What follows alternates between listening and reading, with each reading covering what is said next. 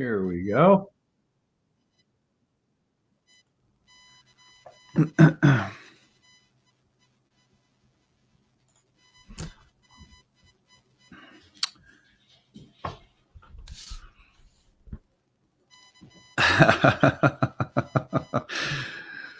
Sorry, guys, I'm a little bit late.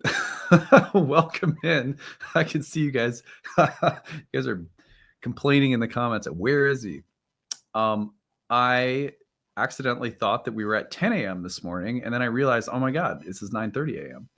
So that's my bad. I'm sorry to keep you waiting here, but it's good to be here, and I'm really excited to come together and talk about Mercury and Mars retrograde. Mercury retrograde getting together with Mars, a very potent combination that we're going to look at today. But as I'm just getting arriving here, I'd love to hear where you're coming from. As always, where are you tuning in from? Tell us about what country, what city you come from. Let's see here. Cassie says, there he is. Good morning. I'm here. Okay, good morning from it is a Mercury retrograde kind of thing to happen. So let's see. New York City from Cassie. Is it cold there right now? It's cold here, I guess, in Minnesota. Detroit, Michigan.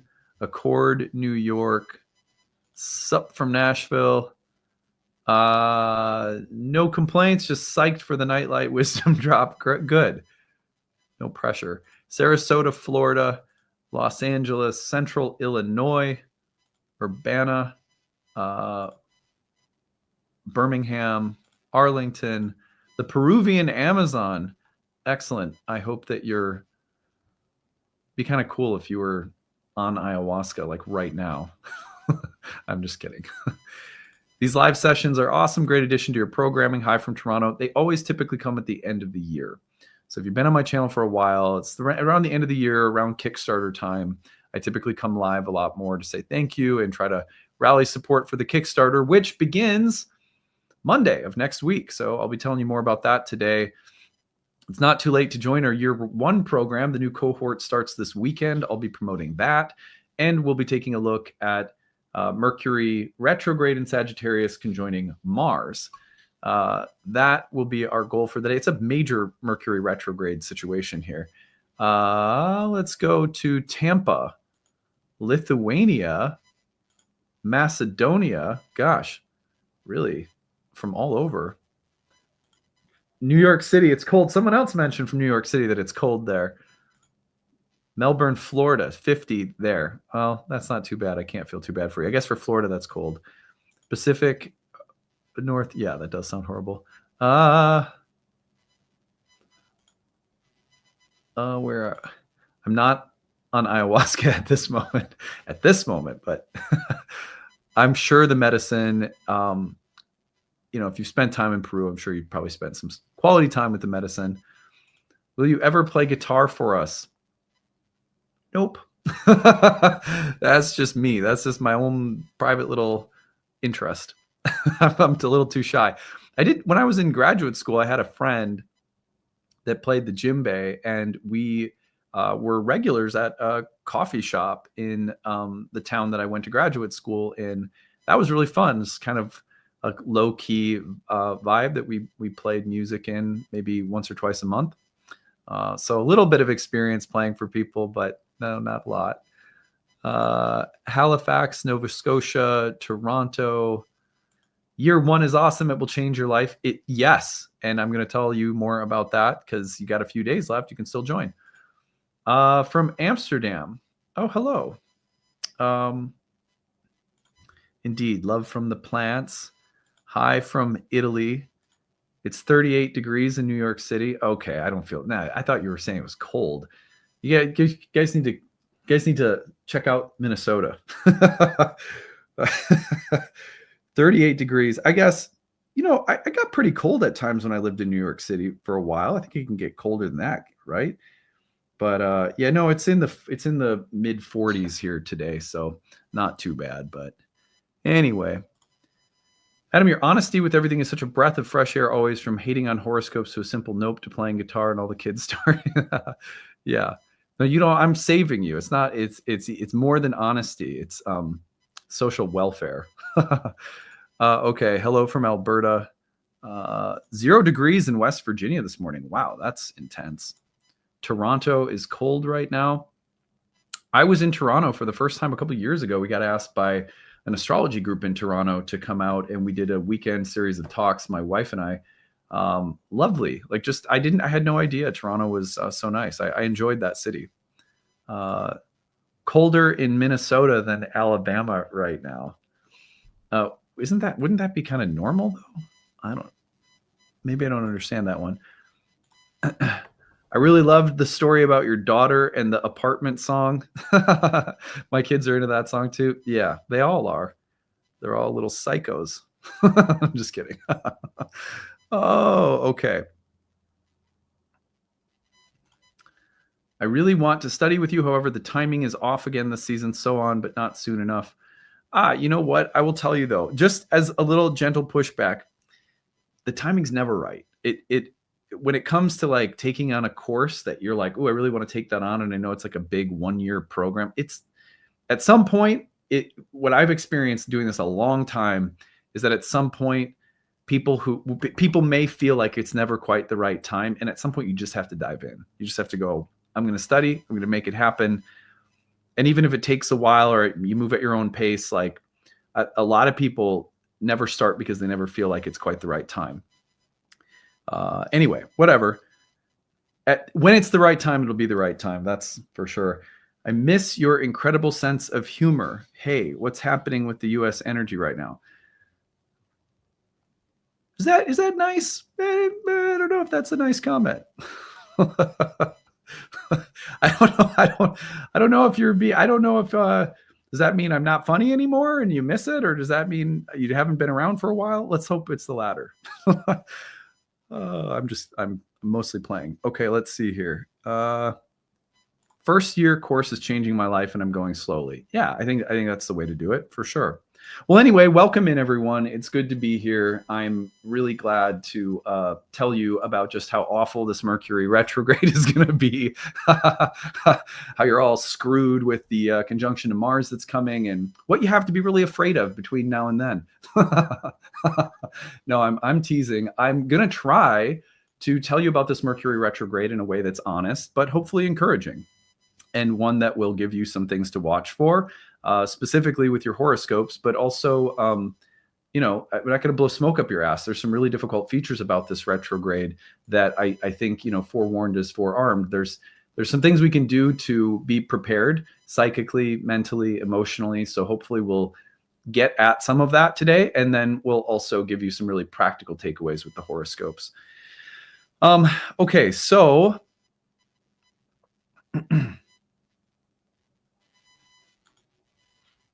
Adam, do you flirt with any other astrology technique that may not necessarily come from Hellenistic astrology? Do I flirt with? That's funny.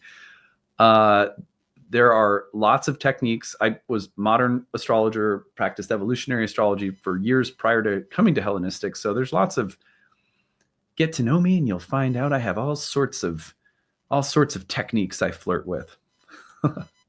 Okay. Anyway, let's get on with our Mercury retrograde coverage.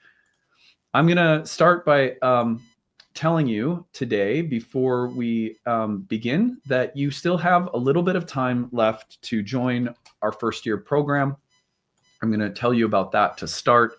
I'll come back to it again later. I'm going to take you over to nightlightastrology.com. If you go over to the website, go to nightlightastrology.com, click on courses, the first year course. We begin this weekend. So you are starting on the 15th. That is Saturday. We meet from 11 a.m. Central Time to typically 1 p.m. Central Time, which is 12 to 2 Eastern on Saturdays. Everything is recorded if you can't make it live. This is a 1-year course in Hellenistic astrology. We go down to the ancient philosophical and technical roots. You're going to learn about the techniques, the earliest astrologers, which compared to modern forms that are comparatively like psychological, are very predictive.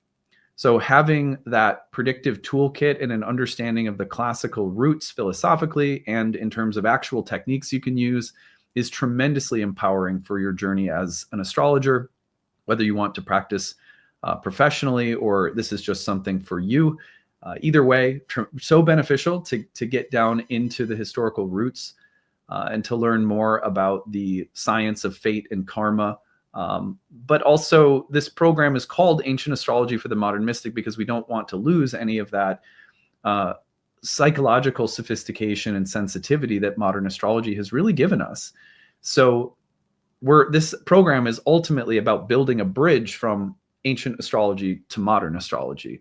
That if you've never studied ancient astrology, you have to. At some point, you just have to do it because it will blow your mind and it will transform you. It's a very healing and transformative program. Most people who come through our programs experience some pretty significant personal transformation during the program because of how substantive the spiritual roots of the tradition are when you're learning about it. It's really pretty heart-opening and mind-blowing. So anyway, check it out. Everything you need to know is on the page, including a video about the course. At the bottom, you'll find the early bird sale is over, but there is still need-based tuition. So if you're someone who'd really like to take the program, but you still need a flexible price point because you have maybe some hardship financially, or you have to work within a fixed budget or limited income, we understand that. Take advantage of the need-based tuition. You can use that all the way through the start of the program this week. It'd be great if you didn't register at the very last minute. So if you can register today or tomorrow, give us a little time to get you into the system so that you can attend that first class on time, all of that good stuff. So use the need-based tuition today, apply. Hope to see you guys in class soon. And then the next thing I'm going to talk about, I will come back to after we do horoscopes, which is the launching of our Kickstarter campaign, which is next Monday. I'll tell you a little bit more about that later. Okay, so on that note, I'm going to put up the real-time clock, and we're going to take a look at what's happening today.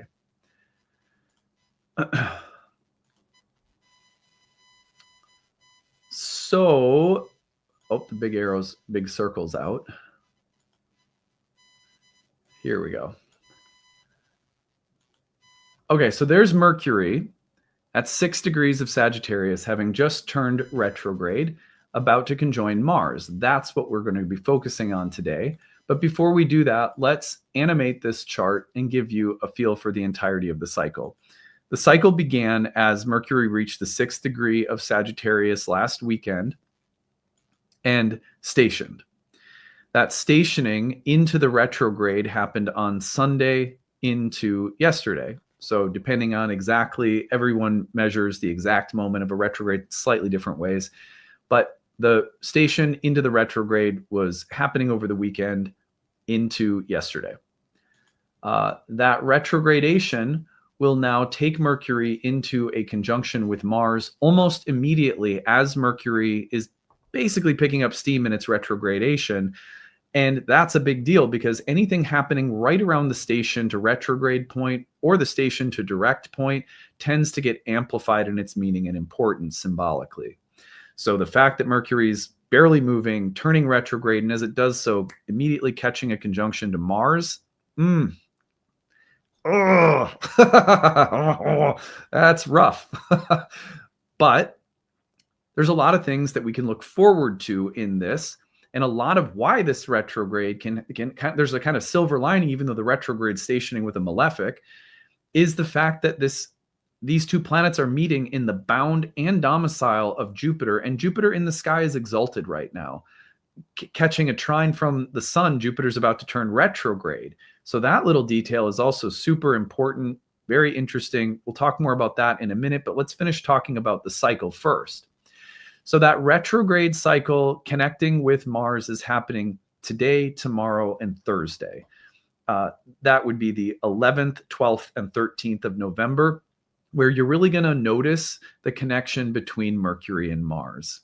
So I love that it's such a potent symbol. And one of the things that I love about moments like this, even if they involve difficulty, is that if you're a student of astrology, the symbolism becomes so vivid that it's like it's the equivalent of taking like a master class from a great astrologer on a combination of planetary symbols. If you just pay attention right now, you're going to get a really profound set of insights around Mercury-Mars conjunctions or Mercury-Mars retrograde conjunctions, or such a conjunction ruled by an exalted Jupiter turning retrograde. That level of nuance and sophistication is present all of the time, but we often, as students of astrology, are developing our ability to see those connections. The more sophisticated the layers or levels of connections between dignities, aspects, etc., the harder it is for us to see in the early stages of our development as an astrologer. The benefit of such a moment is that some of these connections become so bright and vivid when a planet's barely moving and making the conjunction, etc., that it's like, wow, now I'm going to become aware of layers of connection that I might not be ready to see otherwise, because I'm just not that advanced. I love that. Even for me, as someone who's been doing this 16 years, I guarantee you I'll get new insights about the planets present in the sky, the combinations present, that I've never had before, because this is a pretty rare, vivid moment for these connections to be made. So keep that in mind. All of that can be the standpoint that we take as students, or, enthusiasts of astrology, that also gives us a little bit of a buffer, because where your appreciating capacity can stand in and participate sort of shoulder to shoulder with the part of you that's just receiving and going through it, all the better, right? If you have some part of you that can be like, wow, that's freaking beautiful as a student of astrology. It's astrology, wow, it's astrology good. That really helps. That's what we're here for. So anyway, the conjunction then starts separating. We get the 3 degrees of engagement and separation by the weekend. So heading into this weekend, Saturday, about Friday into Saturday, the 14th into the 15th, Mercury and Mars pull apart. And so that feeling like they're just energizing each other and, kind of glued together, that starts dimming or diminishing in its importance by the weekend. Then Mercury's next major moment will be next week. It retrogrades into Scorpio by about the early to middle part of next week. I think it's probably the 18th Tuesday into the 19th that occurs. Yep. And then we have, arguably in my book, and we'll be talking about this on the channel next week at length, but we have probably the biggest new moon of the year. The reason for that is, check this out. So Mercury's retrograde takes it into the heart of the sun, which is a cazimi. That's the reset of its synodic cycle as it flips over to start becoming the morning star.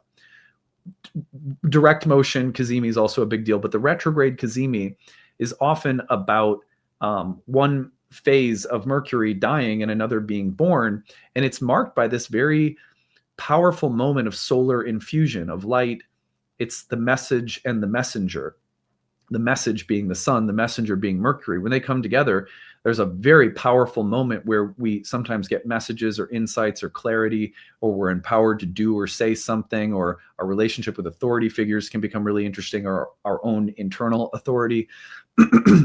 Well, that Mercury cazimi is happening at the exact time of a new moon in Scorpio.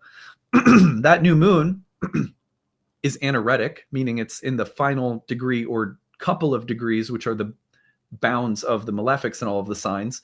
So it has a culminating effect, and the things happening at late degrees of signs are often about the bringing of things to completion or closure. And there's sometimes a feeling of things falling apart. So all of that, excuse me, I've got something in my throat. So all of that makes this Mercury cazimi very potent, but then we place it at the time of a new moon. It tones the entirety of the next lunar cycle. Not only that, but then we place all of it into a very tight opposition with an anaretic Uranus, who's finishing its final comments in the sign of Taurus. This is, I think, the most powerful new moon of 2025. Doesn't come until basically the very end, but I think it's the big grand finale of the year from the standpoint of the lunation cycles. Huge, just huge. So this Mercury retrograde is quite potent in that it starts with the Mars. It leads to this very powerful new moon cazimi opposite Uranus moment. And then from there, it doesn't get any less dramatic. This Mercury retrograde cycle is just really loud. If we take it a few days forward to November 22nd, well then look, we got Mercury's retrograde activating the grand water trine. there's the grand water trine again. Now Mercury retrograde for the second time is reactivating it, which means there's mental emotional depth that we're returning to in the midst of this Mercury retrograde cycle that is quite pronounced. Then we go forward just a little bit. Mercury and Venus will get together in Scorpio as Venus now becomes the activator of the grand water trine. This is late November right now. This is the 24th or 25th of November here that we're mapping out. And from that point, if we continue forward just a little bit, Mercury will then station. This is around November 29th, heading into December. Mercury's station direct occurs, and then Mercury is going to go forward one final time, activating the grand water trine along the way by early December. This is like around December 7th.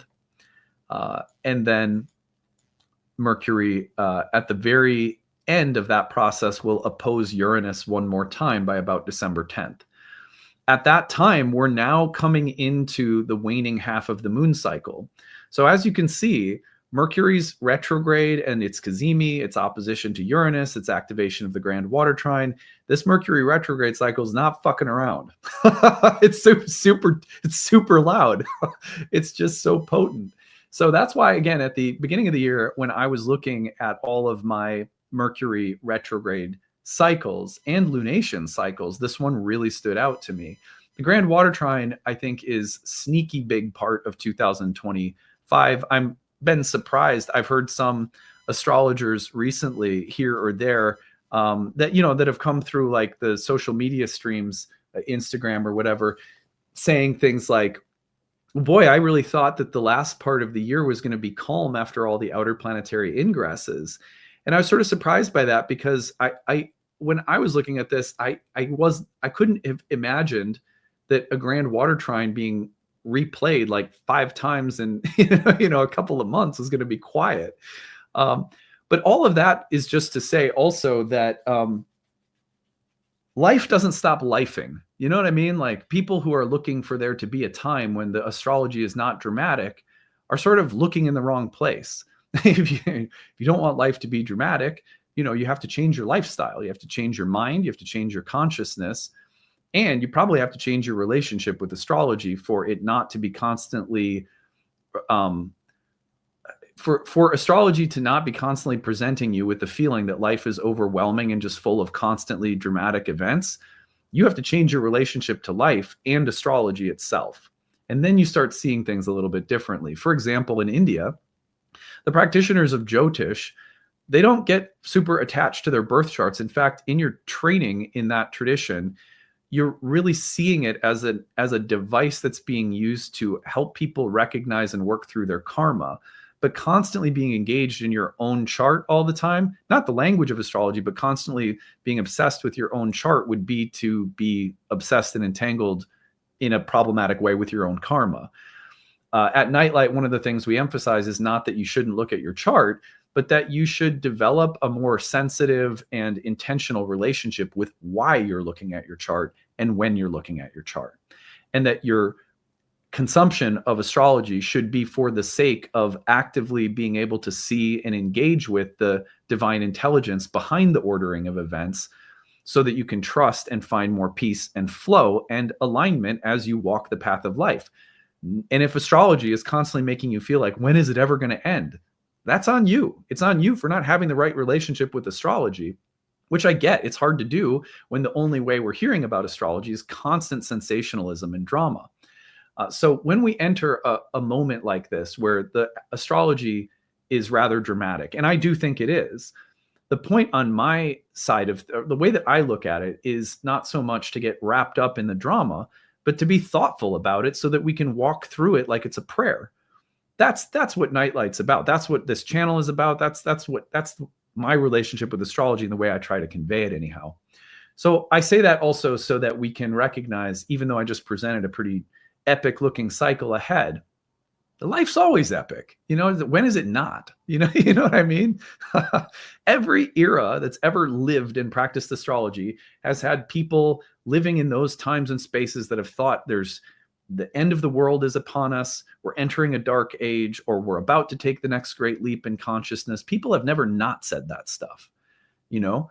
So when it comes to some like perfectly objective understanding of where we're at in history and just how dark it is or just how light it is, it's above my pay grade. All I know is that life doesn't stop lifing, you know? And I've just got to do my best to be conscious, loving, and doing the work of becoming my best self while trying to also take joy in the privilege that it is to be here. And beyond that, I leave it to the angels who have things in their knowledge that, again, is just like above my pay grade. So, all right, well, that's a preamble. Let's get into some of this very specific Mercury retrograde with Mars conjunction that we're going to now focus on. So when we let me get back to, here we go. When we take a look at this Mercury station to turn retrograde and we notice, okay, look, it's in a conjunction with Mars. What does that mean for us? What can we take away from that? Let's start with that piece, and then we're going to add in the rulership of Jupiter. First of all, broadly speaking, what does a Mercury retrograde signify? There's a lot of confusion, I think, that exists about what Mercury's retrograde signifies. First of all, Mercury's retrograde is just one turning point within an entire synodic cycle with the sun.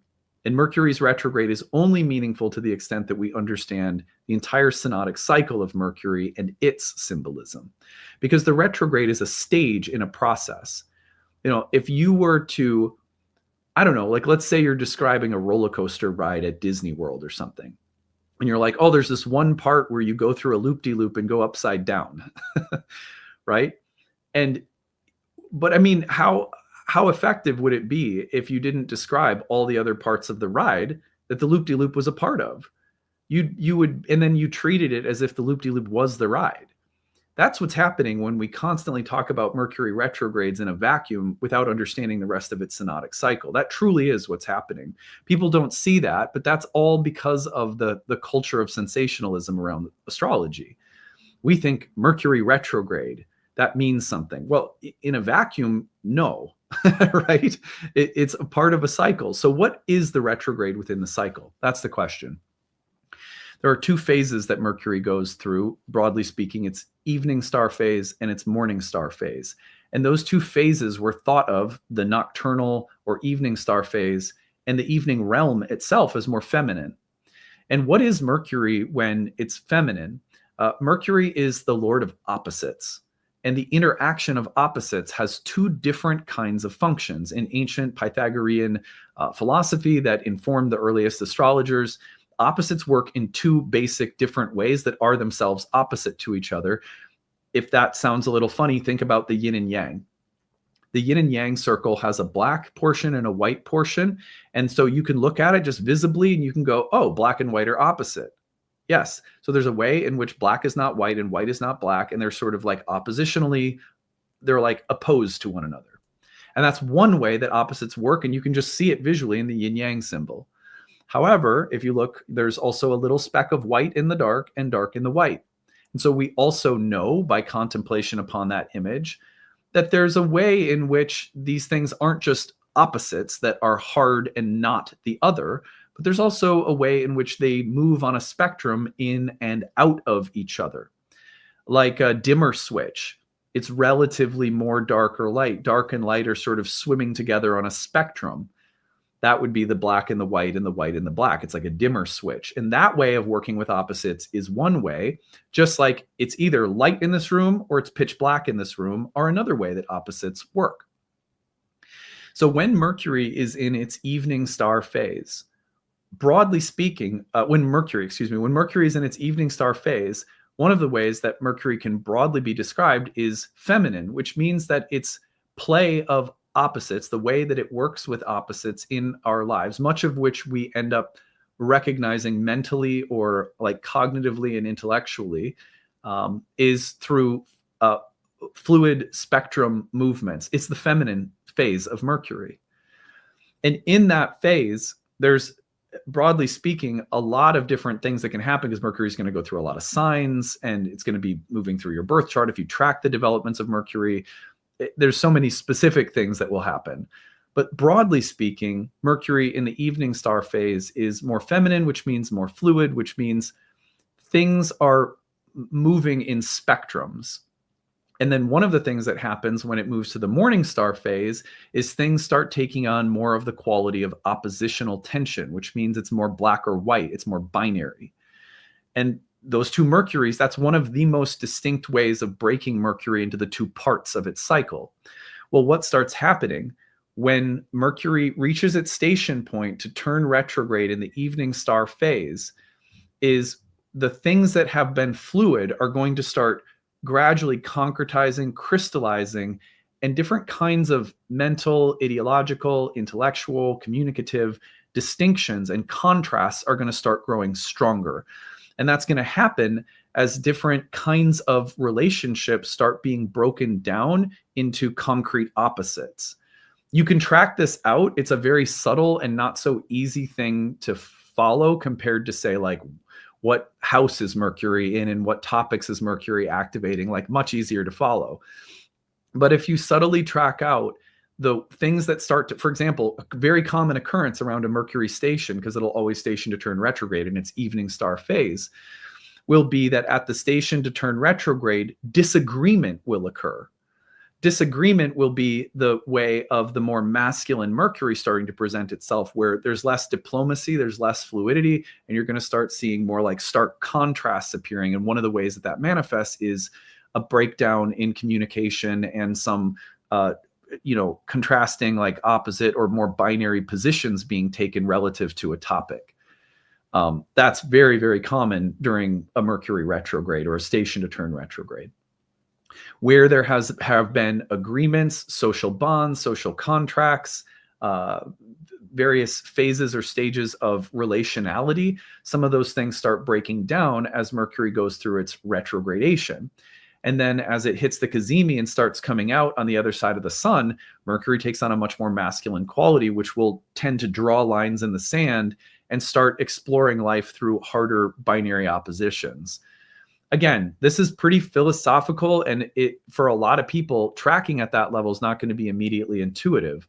But over time, it's a really profound way of understanding the vacillations of Mercury, because when Mercury then slows down to station and turn direct, starts moving forward in direct motion as the morning star, eventually it'll cross the cazimi again, and all of a sudden hard distinctions start softening and Mercury becomes more feminized, and the mind and our relationships start moving more fluidly again.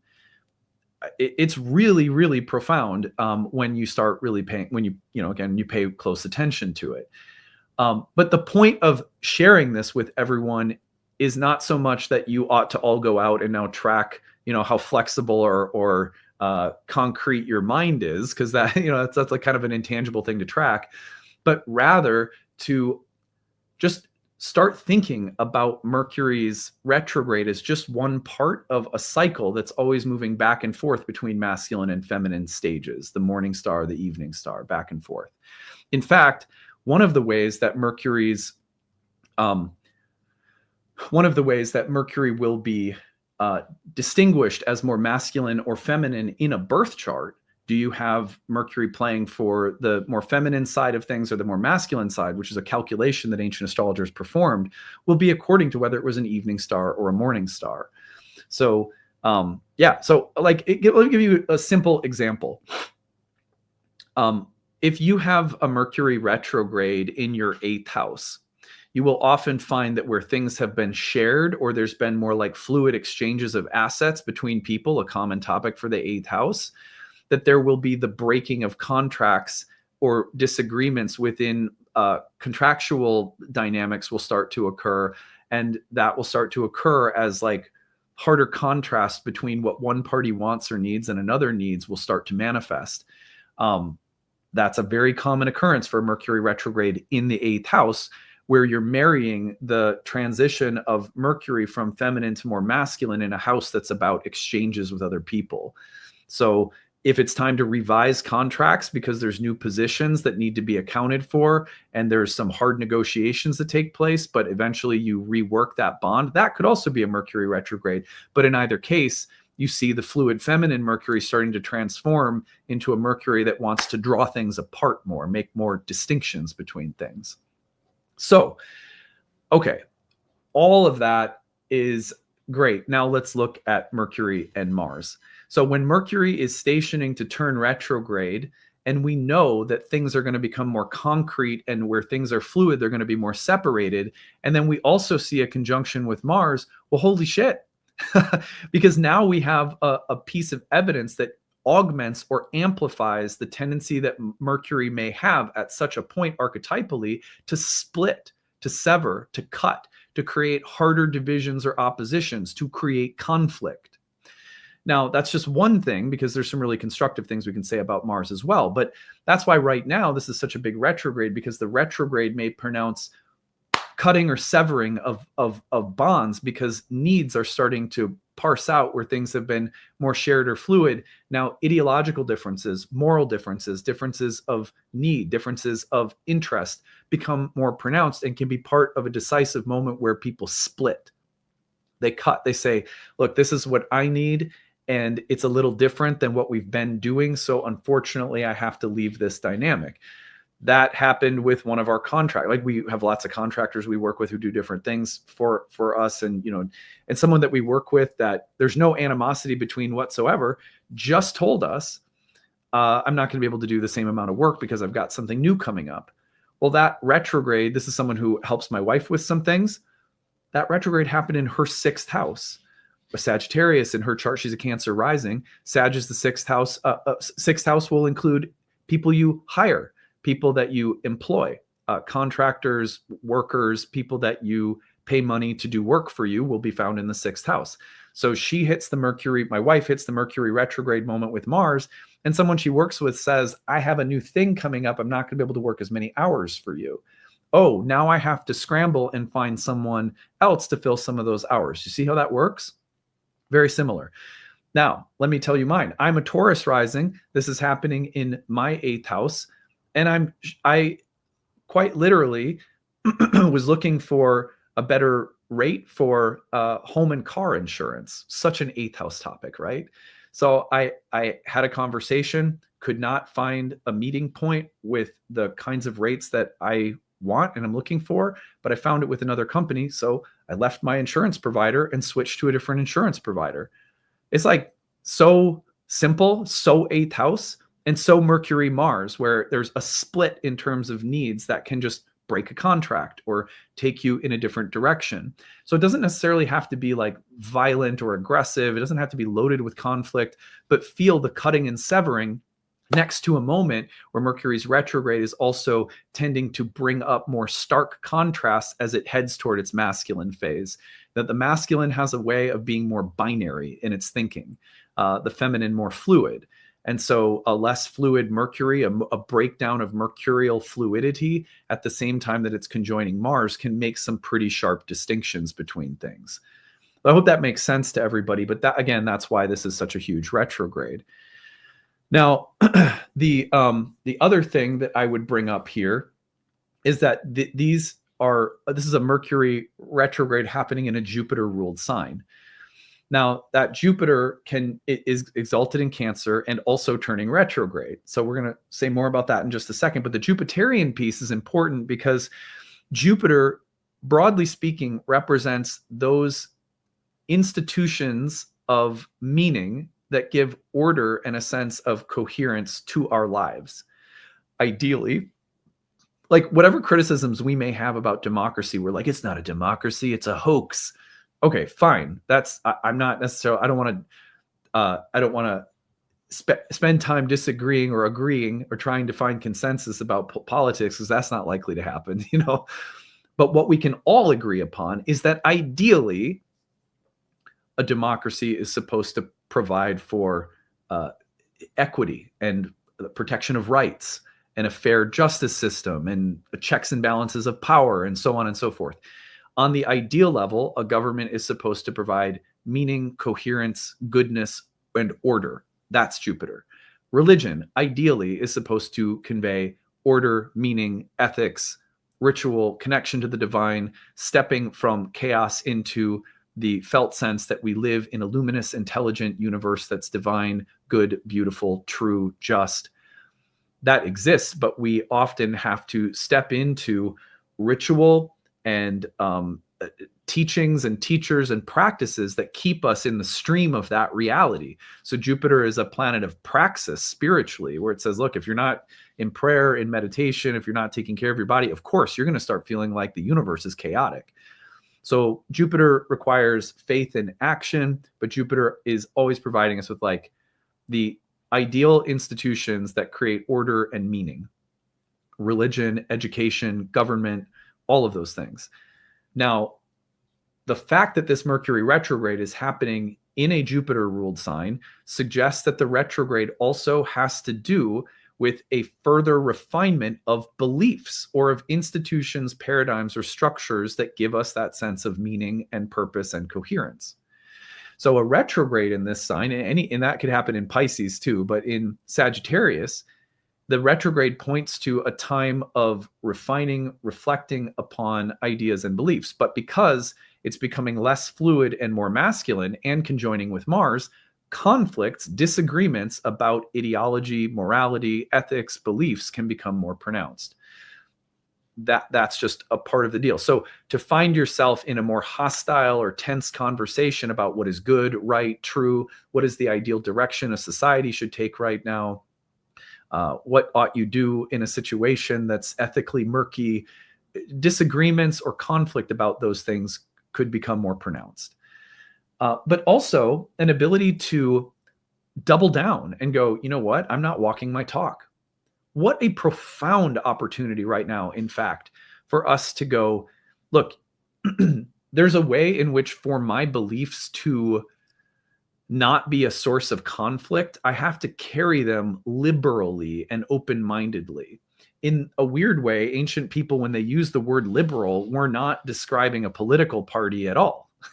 They were describing a way of carrying any belief system that was adaptive, that was flexible. So you could be a very devout Catholic, but you move liberally through the world with your Catholicism. It means that you don't constantly run into power struggles and conflicts within the way you carry your beliefs, because you carry them liberally, which means there's a sensitive kind of open-minded, flexible, adaptive way that you carry your beliefs, more so than what the beliefs are themselves. So what's interesting is that a Mercury retrograde in Sagittarius could be a time of saying, look, you've been great at being sort of liberal about the way you carry your beliefs in the world. Might be time to get a little bit more serious and double down, because something about if the liberalness over too long a period of time will always contrast with conservatism. And the conservatism plays a role too. It's really important that we know how to hold ourselves to certain conservative standards, not politically or ideologically in the way we now think of it, but conservation means that I'm conserving what I believe. And there's certain periods of time in life where we have to go through, I'm starting to like hold these things too loosely. And so I have to tighten them up. And so tightening up can be a Mercury-Mars thing, where Mercury and Mars comes through and it says, be strong, be bold, be convicted, be stronger in practicing what you preach or in walking your talk, or like be who you say you are, damn it. It's like, get serious with your shit. And so this would be a great moment for that. This would be a great moment to say, again, Mercury's becoming more masculine in a faith-based Jupiterian sign, in a kind of ideologically driven sign like Sagittarius, conjoining with Mars. Hey, look, it's time to be more courageous with the way you walk your talk. You've been maybe a little too liberal. For the sake of flexibility, social adaptivity, great. You've been doing a great job. Now it's time to get a little bit more binary. Not forever, but there are periods of time where we have to like tighten things up. And this could be a great moment for that. However, the reason that you have to tighten things up could come because something confronts you, because something pushes you, because something shows up and says, I think you're fake, or your ethics or morals have been too loose, or, hey, look, over time, if you're not adhering to your beliefs, you're going to run into an accumulation of the karma that comes from not being serious enough about what you're doing, and suddenly you're confronted with backsliding, or you're confronted with just missing the mark some way, and it's clear that you've missed the mark because you've loosened too much of your faith and your commitments. So great moment for that kind of like check. And the masculine's really good at providing that check, which then, if taken too far, will need the feminine to loosen it up again and become more adaptive, right? So it's a dance always between these things, because what will happen is we'll get Mercury retrograde sliding back into the Mars-ruled sign of Scorpio, the Cazimi, the opposition to Uranus. So the kinds of transitions of faith and meaning that Mercury is asking from us right now with this connection to Mars has the potential to be truly revolutionary, a kind of gut check for our beliefs, our faith, and how we're walking our talk that can carry over through the entirety of a lunar cycle that hits the next new moon at a Cazimi moment, and again in Mars's sign. So, and where will Mars be? In Sagittarius, Jupiter-ruled sign. So looking seriously at our beliefs and whether or not our beliefs are, like the great thing about Sagittarius, a double-bodied sign that tends toward nihilism, destructiveness, like rabble-rousing, party crashing. It's like someone driving drunk on a Harley at its worst, Sagittarius, right? Love all my Sagittarius friends. My daughter's a Sag. But, the double story of Sagittarius in the solar year that's being told, from darkness back to light by the end, is about redemption. I get lost and then I get found. That's such a part of the moral fabric of Sagittarius. This is an interesting retrograde from the standpoint of like, are you getting lost? And if so, how do you get found again? And there may be quite a process playing out right now where if we can really look at ourselves and go like, where am I off track? Where have I completely like too much slack? I got to tighten the reins again. And we do that work.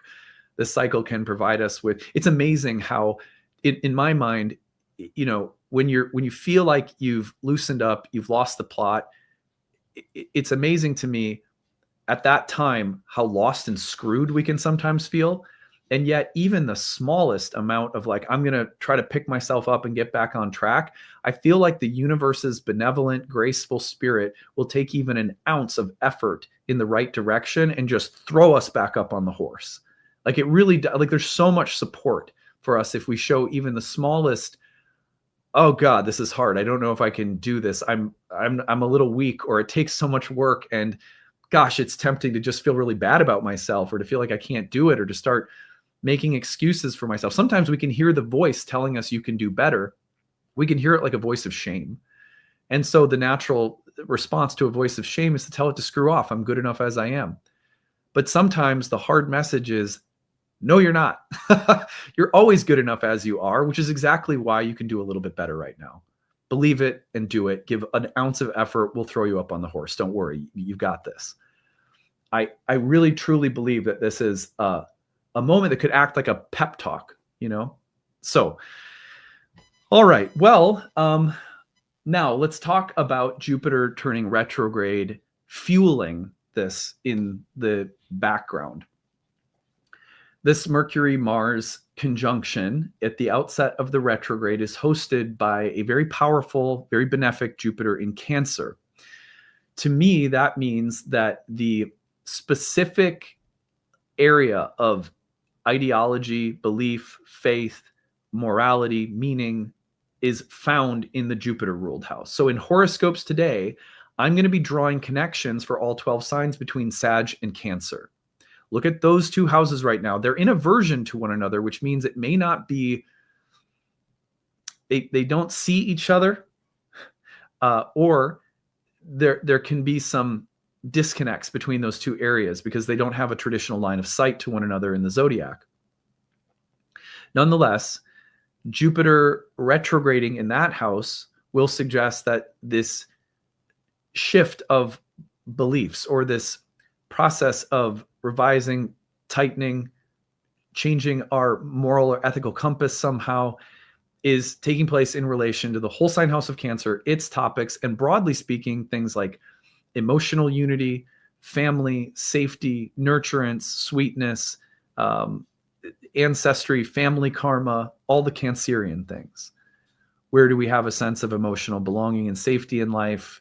Do we nurture ourselves and other people? Where's that maternal goddess energy asking for us to check ourselves or get a little bit more serious, or or if there's any kind of break or cut from other people, it would be informed right now by things that have some real Cancerian, there's like an underlying Cancerian quality or emphasis.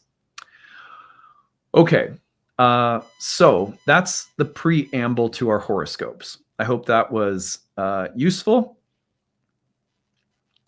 And we're now going to turn our attention to our horoscopes. And here's what I'm going to do. I'm going to eliminate everything from our perspective except for, for Mercury and Mars and Jupiter. And what I'm going to try to do is sort of paint a picture for all 12 signs with respect to the connection between these houses that we might be seeing right now. I'll mostly focus on the house of Sagittarius for your horoscope and the Mercury-Mars combination. But I'm also going to throw in just a few little nuggets of how you might think about the whole sign house of Cancer, with Jupiter being the host of the retrograde. Okay, but on that note, before I do whatever this is going to be, like an hour of horoscopes, I'm going to go fill up my water so that I have something to help my throat. So give me just 1 minute. I'll be right back.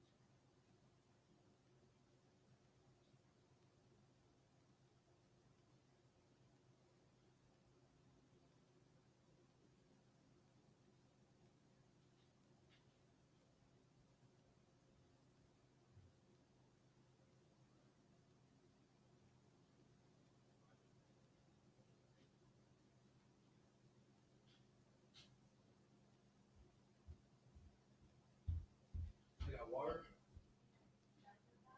Yeah. No, it looks good.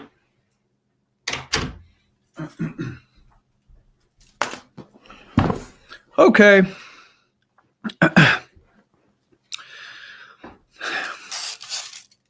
Dark chocolate, water. We're good. Okay. Let's do it.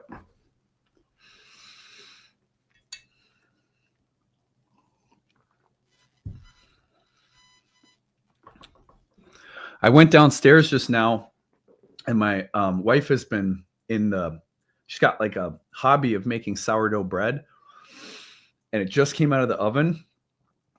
Oh, I just about ditched all of you to just stuff my face for an hour with sourdough, but I came back. Okay, let's do it. So we're starting with Aries, going through Pisces, This is a Dharma house, the ninth house, which means that everything that happens in the ninth house is supposed to further our understanding about what is real. What is God? What is truth? What is the universe? What is divinity? Now, you might be going to medical school in the ninth house. You might be studying engineering or law. But the big capital D Dharma of this house is what is truth. So although the ninth house is a place of universities and higher learning, it's also a place of pilgrimage, and it is the house of the guru, the sage. It was the joy of the sun. This is the house of illuminating what is real and what is true. So for Aries right now, there is a breakdown in your understanding of truth, a process of education, an emphasis on learning, an emphasis on teachers, institutions of learning, questions about law or legality, spiritual, philosophical changes of mind, maybe some sharp distinctions or disagreements arising around learning, faith, religion, philosophy. None of that would be surprising. How are you being asked to refine or change your mind and your understanding of something? How you walk your faith in life could also be the subject of this retrograde for Aries. However, notice the host, Jupiter, turning retrograde in the fourth house of home and family. I would spend some time thinking about how those questions of faith, learning, philosophy, belief, religion, whatever the case might be, are connected right now to the home space, to family, to upbringing, to ancestral or family karma, to your home or living environment in some way, or perhaps to a more interior or private side of yourself. The fourth house can be that part that's very secret, invisible, and private that barely anyone else sees. Well, what's the disconnect between how you are walking your faith or your beliefs in the world and what you think or feel privately? There's the potential for explorations of hypocrisy here. That could be very illuminating to be like, you know what? I'm actually a little different on the inside than I am in terms of how I express my beliefs and thoughts on the outside. Or maybe there needs to be greater alignment between the two, and there's an opportunity to do that. But either way, look at the inner and the outer when it comes to your beliefs and how they're embodied in your life. Look at processes of education, belief, learning, maybe travel, and connections to topics like home and family. Those are the areas that I would connect really vividly right now for Aries folks. Now, you could listen to this for Aries sun or rising, but that's where we're starting. All right, let's move along to Taurus. Now, for Taurus, this is mine. I think this is so funny. I got to tell you guys a story. It's story time. So I got a Jeep Wrangler back in 2022, and I ordered it, I placed a, a deposit on the vehicle when Mercury was retrograde. And just recently, as Jupiter went over my sun in the third house, I had this realization that our family really needs, the kids have friends we tote around, there's soccer practices, there's all sorts of things. We need a vehicle that's more family practical. That's hard for me because I really like having a Jeep Wrangler, but like my wife's car is functional, mine is not. We need probably another car that's functional. So I started looking at more like family SUV size vehicles, more practical for the family, very Jupiter on my sun in the third. And I found myself putting a deposit on an SUV while Mercury's retrograde again. So what I find so funny about that is the connection for me has to do with the vehicles, investments, loans, deposits on things like vehicles, a very third, eighth house connection, by the way. What will the insurance be on this? What would the loan be per month, or the lease, or whatever we decide to do? And exploring all of that as this retrograde took place, and I realized that there was a retrograde 3 years ago that took place where the exact same process was occurring. So just one of those kind of like, you can't make this stuff up, retrograde moments. But for all Tauruses, let me get serious now. The eighth house is the focus. So the eighth house is about agreements with other people, about ownership and possession and property. Another thing that I find really interesting is I'm republishing my original book. But in order to do that, I had to get a statement of release from contract from Penguin. Penguin was the publisher of my book, and I had to revise or review a legal document that released me from my contractual obligation to them, so they no longer have the rights to my book. It's now mine. But the termination of their property of my book and the reversion of the rights to me is taking place literally right now as Mercury conjoins Mars in the 8th house. That's a perfect example, another example in my life of a contract that was in place that's being revised and released.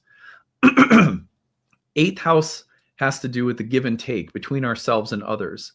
We're obligated to each other karmically, emotionally, energetically, financially, whether it's an insurance company or inheritance or a loan or financial dynamics in a marriage or relationship. The give and take in the exchange is the subject of the 8th house retrograde. The potential for termination or severing of contracts, switching of providers, establishment of different kinds of negotiation, terms of contracts or negotiation, all could come up right now pretty strongly for Tauruses. It wouldn't be surprising to see that there's some 3rd house emphasis. For example, the 3rd house, a place associated with vehicles, also a place associated with writing. So, both my vehicle term of contract changing, my book term of contract changing. So you can see the connection, but also things like siblings, things like things that happen in your immediate or everyday environment, like driving your car around. The connection between changes in those relational dynamics, those soul contracts, and something about the 3rd house are connecting right now. So that's the place to look for you if you're a Taurus. I could see how the 3rd house may not be immediately intuitive. Like for me, I had to sit with it before I realized, like, oh yeah, gosh, there's a car and there's a book that connect the 3rd house Jupiter to the renegotiation of the contracts in the 8th. So it may not, you have to sit maybe for a little bit with the Jupiter in the 3rd, but the Mercury Mars in the 8th certainly says, who will I continue to work with? Who will I separate from? What agreements are advantageous or beneficial? What are naturally separating? Also, the 8th house is a place of karmic penalties and debts.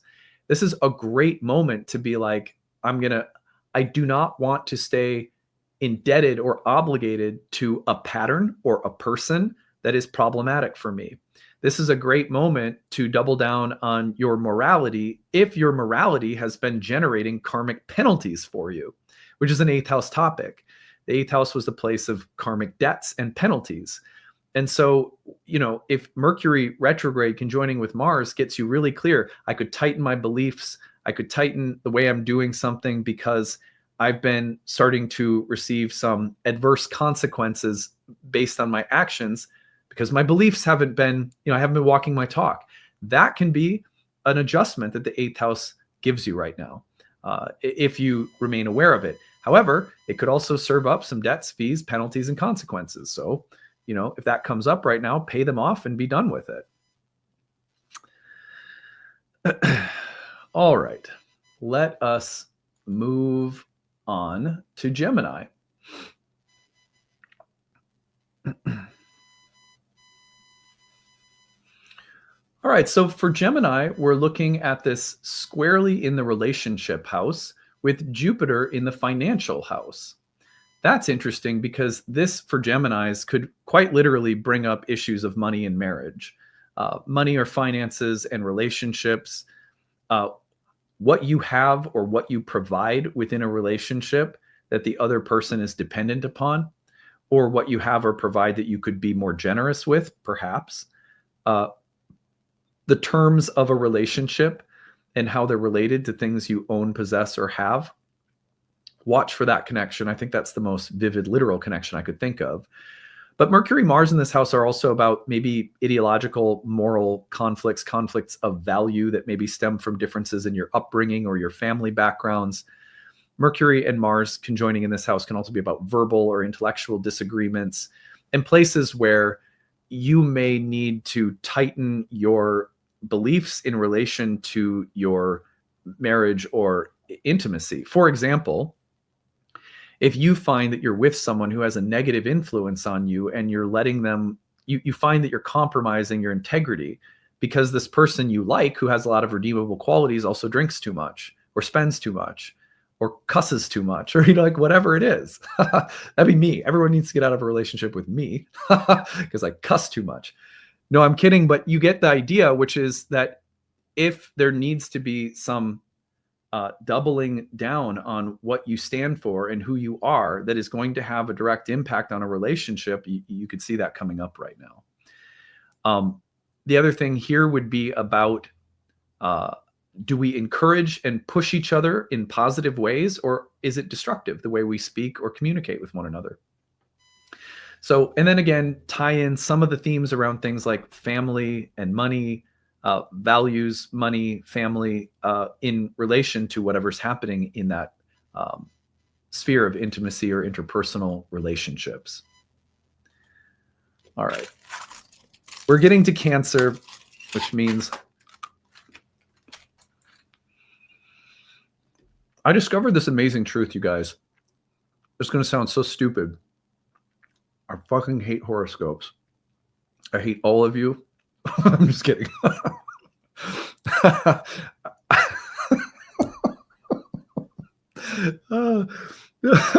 So anyway, they're so much more manageable to get through at my desk if I literally just pause and take a bite of dark chocolate. I know that must sound crazy. My wife suggested it. She was like, when I'm at my desk and I'm having to do something tedious that it's not like as natural for me to do, I just take little bites of dark chocolate. She's like, try it. No way. Is it that simple? Could it possibly be? It is that simple, my friends. I actually, maybe it gives me like I don't know. I think there's some caffeine. It might give me just like a little boost somehow too.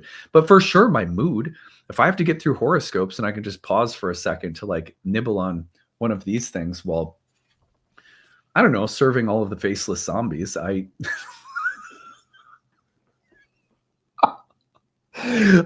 I'm just fucking with you guys. But yeah, it helps. It just gets me through it. So if in doubt, like a little dark chocolate. That's been a secret for me lately. Although one of the things I do that you're not aware of is when I'm making the horoscopes and they're on video, I pause the video. I don't, like, I'm eating it on live stream right now because I can't pause the live stream. But when I make the videos, I pause so you can't see me eat it. And then I eat it and then I continue the horoscopes. If you have noticed, even a little increase in the, I don't know, the substance of the horoscopes or like the quality, I swear to God, it's the dark chocolate. All right.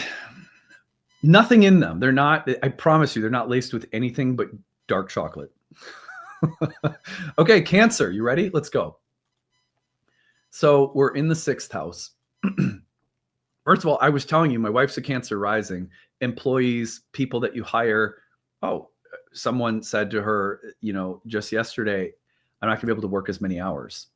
So it's like you could be firing someone. You could have someone quit. You could have a conflict legally with someone that you hire or someone that you work for or that you employ. I mean, that would be pretty dramatic. But it could also be something really simple, like someone you work for is like, I can't work as many hours. Your nanny is going to college and you're going to have to find a new nanny, or, it can be pretty mundane in that way, but just having to rework or revise certain contracts or agreements with respect to people that you employ, people that you hire.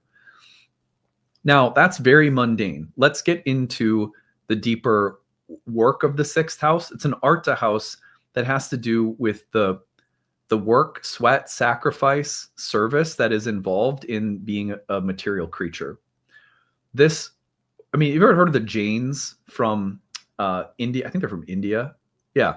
The Jains won't step on an ant. They're like, we're not going to kill any living being whatsoever.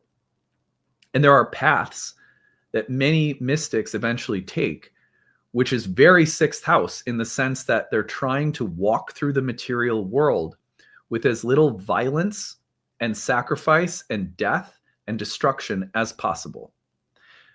And that's a totally valid spiritual path. However, in Indian philosophy, the inevitability that if you want to survive, you're going to have to chop down a tree for wood and burn that wood, which is killing a living being. It's a tree they think of as a living being. You're going to walk on microscopic organisms and ants. Even if you think you're a vegetarian and you're not eating a living being, plants are living beings with souls. There's no way in this material world to exist except for through the act of death and destruction. And that is a very basic part of most Eastern philosophy. You can't avoid it. However, it's also usually placed like the Lion King within the great circle of life, right? It's like, for life to be life, there's death. And death gives to life, and life gives to death in this great circle. The earth will consume my body at some point if I'm put in the ground, or my ashes are spread, or whatever. But we all have to live with the fact that the world is burning, that it's burning with desire, and that life is propelled by death, and death by life, and so on. That means that there's a certain degree of work, effort, sacrifice, struggle, hardship, competition, violence that are just like part of building anything in the world and part of living in the material world. And whatever you want to do to try to reduce that, you can, whatever small footprint you try to leave behind as least destructive as possible. That's part of the spirit of service in the 6th house. Part of why this house is connected to things like altruism and charity. But it's not because it's a house of altruism and charity as much as it is that those things are responses to the inevitable suffering and destruction that is part of life. And how do you deal with that? How do you meet that? That's the philosophical question at the core of the 6th house. Now, Mercury, Mars in that house can therefore be about reflecting on your moral, spiritual compass with respect to the parts of life that aren't easy. Conflict and competition with other people in the same industry or field you work in, pretty hard to avoid, even if you want to be a loving person. Pretty hard to avoid envy, resentment, jealousy, competition, conflict with other people. Still, right now would be a really good moment to reflect upon who you are and how are you going to show up in a world that includes those things. So that Jupiter's in your 1st house. Pretty magnanimous, beautiful Jupiter in your 1st house to say, what can the goodness in me be, or how can I cultivate or develop my goodness, my charity, my generosity, my love, my compassion, so that those are the qualities that I pull into these messy gladiator arenas of everyday life, where there's going to be a mom in the school who gives me the side eye because she knows that I'm an astrologer and she doesn't think her kids are safe around me, or, it's like, that's just shit that we deal with. But, the Jupiter in the 1st house connected to these planets in the 6th would be like, yeah, well, how can you cultivate your character and your soul and your goodness, very Jupiter in the 1st house, so that you can deal with the conflicts and adversity of life in a better way? That's a perfect connection for these 2 houses right now. Or you could look at Mercury and Mars in this position, and you could say, there's going to be a lot of work, a lot of effort, and a lot of sacrifice when it comes to building anything, building your skills as an astrologer, building your skills as an entrepreneur, building your business, whatever. In the ancient world, it might be more like farm work or, agriculture, or building your fire, or going to the well every day. But it's the chop wood, carry water house, regardless of what era we live in. And the question here is, how do you live in that world without losing yourself to feeling insane and overwhelmed and unhealthy? How do you engage with the hard work of life while still feeling vibrant? There's a lot of connection right now for Cancers that is taking place between these 2 houses that can give you a new way of living in the adverse conditions of life more successfully, more vibrantly. So that's what I would look at for Cancers, in addition to maybe some of the more mundane things like who you employ or who you hire, or what have you. All right, let's move on now to Leos. So let's see here. All right, so for Leos, we're looking at the 5th house, the Dharma house. And then we're connecting Jupiter in Cancer in the 12th as the host. So 5th house, the joy derived from one's Dharma. What that means is that ideally, if you get more in touch with who you are, the natural byproduct is you feel happier. I will tell you right now that the most substantive thing that happened when I got back from drinking ayahuasca in the Amazon was not just, oh, I'm sober because doing drugs is bad. That was not what happened. And I don't think that's what happens for a lot of people when they get sober. If you have problems drinking and you get sober, a more accurate way of describing that transformation is to say, I realized that I am not someone who is going, I am not a drug addict. That is not who I am. So it's like deeper than saying I'm not going to engage in a bad behavior anymore. When I came back from the Amazon and I was sober because ayahuasca helped me, it felt like it helped me because it showed me that's just not who you are. And it doesn't and if it's not who you are, you're not going to be happy. And if you are who you are, you're going to feel happier. And I am not someone who is going to do drugs and think that that's me. Like I was doing, hard opiates. So what's so cool about the fifth house is that it basically rewards you for just being yourself. And that doesn't, a lot of people think about the fifth house and they think that it's like, like a wish upon a star, create some big magnum opus with your life. It's a book, it's a movie, and it's so theatrical. But in ancient astrology, especially Indian astrology, the meaning of the fifth house is so much simpler. It's so much more boring in a way. It's like, where does your true joy come from? It comes from in every moment feeling like the way you respond, the way you communicate is just so simply in touch with the truth of who you are. You know the difference. If you're not being true to who you are, a simple moment of how you talk to someone in line at the store will make you feel uncomfortable.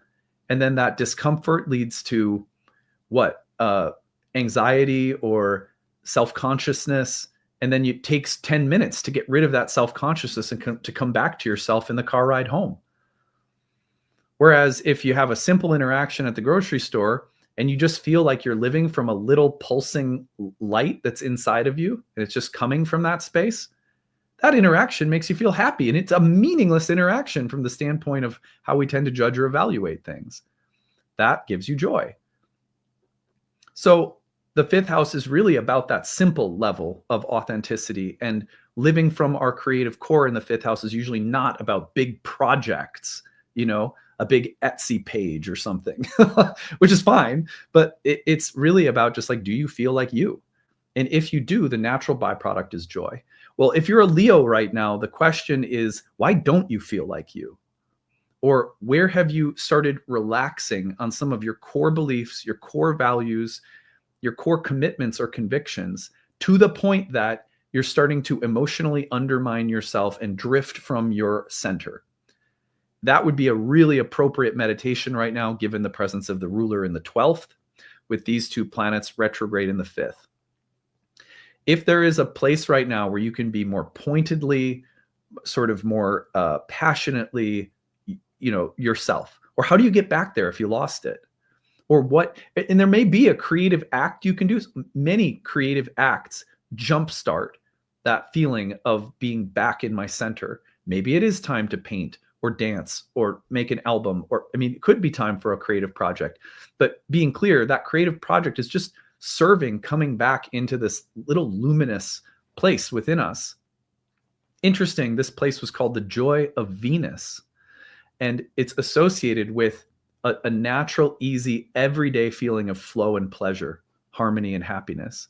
So how do you get back there if you're a Leo? Or what do you have to do to shift your relationship? If you only feel good because you're being critical and you always have to be the center of attention, and you're getting some feedback from people right now that like people are telling you you're a jerk. Okay, well, that may not be the easiest thing to hear, but I think there's nothing more offensive to a good Leo than feeling like they're not being seen for who they are, and they're not being liked because they're good. There's like in Leo, there's like a child in us that needs to be reminded, you're good. You're really good. It's like Mr. Rogers, So how do you get back there if you've drifted from it? Leos can become asses sometimes. And I know, because I've got Venus in Leo as my ascendant ruler. You can just become a bit of a dick.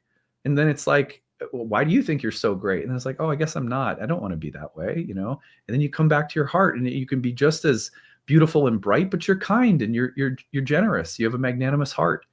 So how do you get back to that if you lost it? Or how do you double down on that if it needs more? What are the creative acts or habits in your life that lend themselves to a greater well-being? Maybe you could look at some unconscious emotional dynamics stemming from family or home or ancestry in the background with Jupiter in the 12th in Cancer too. Okay, let's go to, you can feel it. The wave of dark chocolate is carrying me. All right, let's go to Virgo.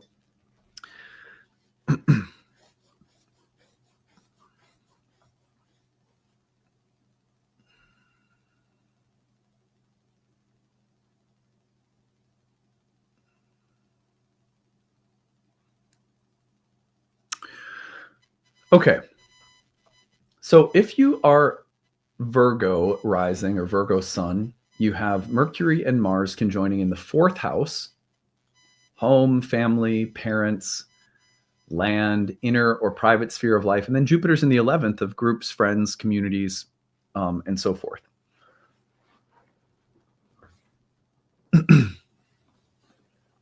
So, first of all, the retrogradation in the 4th house can be very mundane in terms of changes that have to be made in and or around the home. So is that retrograde suggesting that there is damage that's being repaired in the home, or a rearrangement or a revisioning of the space? I would also connect anything that's shifting or needing revision or change in the home to things that are connected to your beliefs. So the connection between religion, philosophy, morality, political ideology, and the home sphere of life. If you live in an environment where there are real tensions between what you believe and a partner believes, or what you believe and what your kids are getting into right now, or what you believe and what your very conservative parents believe, or something like that. This might be a time where some of those tensions are being heightened and explored, and certain kinds of confrontations are being had, but all of it can serve a really important purpose, which is to get clear about, on the inside, what are my values and beliefs, and are they helping me to create an inner feeling of refuge, safety, peace, relaxation, rest. The 4th place is called the resting place. It's a moksha house, which means ideally it's a place that we go to, like we go to the well. We draw from a place of nourishment. We go to a place for liberation from entanglement in the world. And within this world, my office is a space for me that there's a lot of moksha here. I release from the world and meditate sitting on my couch or in my altar, or I play my guitar. But my bedroom, the living room with the family, that we have 4th house as a place of home and family is really a metaphor for a place we go to disengage with all of the activities of the material world. So the question right now might be about, if your beliefs are so intense on the inside that there's no ability to rest or relax because they don't let you. I've been around lots of different people over the years, and I have found that there are many people who have beliefs that I agree with, but I will say that I've noticed that some people, even if they have the same beliefs that I do on a certain level, are fanatical about the things, and another person may be able to carry the same exact beliefs without becoming fanatical. One of the benefits of not carrying your beliefs, even if they are good and virtuous, fanatically, is that you're not going to stress yourself out and contribute to your own downfall and demise. If you're fanatical, even if you have the right beliefs, you're going to erode your health, your well-being. Your relationships are going to suffer because you're zealous. And so how do I carry beliefs in a way that still allows me rest, comfort, ease, peace? Now, in some spaces, it may not be possible. Certain stands have to be taken. Moral courage and conviction is necessary. Fighting is sometimes necessary. But the question of how much stress and drama do you really want around friends, family, community? How much peace are your beliefs affording you? That might be something to really look at right now. Virgo rising sometimes can be sort of sneakily rigid, even for a Mercury ruled sign. Now, the other thing I would look at would be about confrontations or conflicts of belief or value or philosophy that are happening within communities or groups of people or within home or family. And then maybe any kinds of revisions or clarification that needs to happen. Like, what do I believe and who does that best pair me with in terms of friends, community, family, etc. All right. Now let's move along to Libra.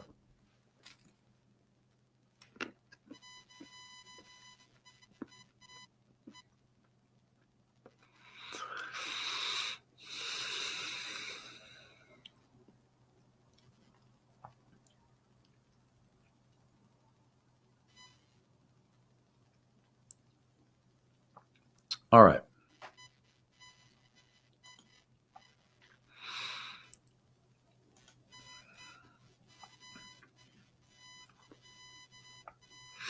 Okay, sorry guys. Let's get this all set up here. So for Libra, the retrograde and conjunction between Mercury and Mars is happening in the 3rd house with Jupiter in the 10th. So with this connection, first of all, let's expand upon the 3rd house. I was describing this, I think, in last week's horoscopes. This has been one of my most surprising and exciting discoveries while studying the Purushartas, or the philosophical domains of the chart in Indian astrology. So the 3rd house is a Kama house, which means it's a house that has to do with where or how we find pleasure, happiness, mentally and emotionally, physically. So the underlying sort of interest in this house is how to feel good, mentally again and emotionally. Well, part of how we feel good is by communicating or conveying thoughts and ideas. Like, I have a sun in Mercury in the 3rd house, and I feel like a lot of my life has been about learning that I really feel my best and am at my best when I'm writing, speaking, thinking, talking. And most of my life, from an early age, I was not good at those things. I wanted to be good at them, because any moment where maybe I spoke clearly or understood something or communicated something or wrote something and got any praise or attention for it, it shone above everything else. I was just talking last night to my daughter, who is writing her first little book. She writes lots of little books, but now, knowing that daddy's just finished a book, she's like, I'm going to write a big one. It's going to be a long one, just like yours. And I was like, okay, let's do it. And I was reflecting on the fact that when I was a kid and I started writing stories, I had several teachers who poured encouragement and praise on me for writing those stories. And when they did that, it made, because I had no like self-esteem or confidence or around writing or communicating. I was an incredibly shy kid. And it's funny like that, because you like, oh, he talks for a living, he must have been just such a chatterbox. But no, early on, I was really shy and didn't have a lot of confidence, was very insecure about speaking, about my mind, about my intellect, all of those things. The 3rd house is about what we're building or cultivating, developing through effort and practice that will produce within us a feeling that my ego, my brain, my communication abilities, my psychological and interior life as it comes out into the world is a source of happiness for me. A lot of people's self-esteem rests on the 3rd house in Indian astrology. Your sense of like, how interesting are you? How smart are you? How easily can you talk or convey things? What is your interior psychological, emotional life like? And is it a source of happiness? Like, do you enjoy your own head? That's all part of the 3rd house in Indian astrology. I love that. I think it makes so much sense for someone who's, got a few planets there, but also people, I've worked with so many people over the years with 3rd house planets. So Mercury and Mars, when they meet in this house for Librans, may be providing you with some pretty intense feedback in terms of your mind, your emotional or psychological makeup. And this could be a time where you're getting some feedback that says there's something you could get a little bit better at. There's a skill you could develop. There's room for mental and emotional growth.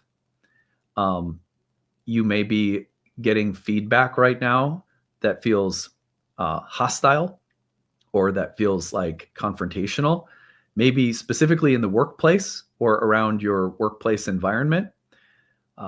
Maybe that feedback is unfair. Maybe you need to stand up for yourself.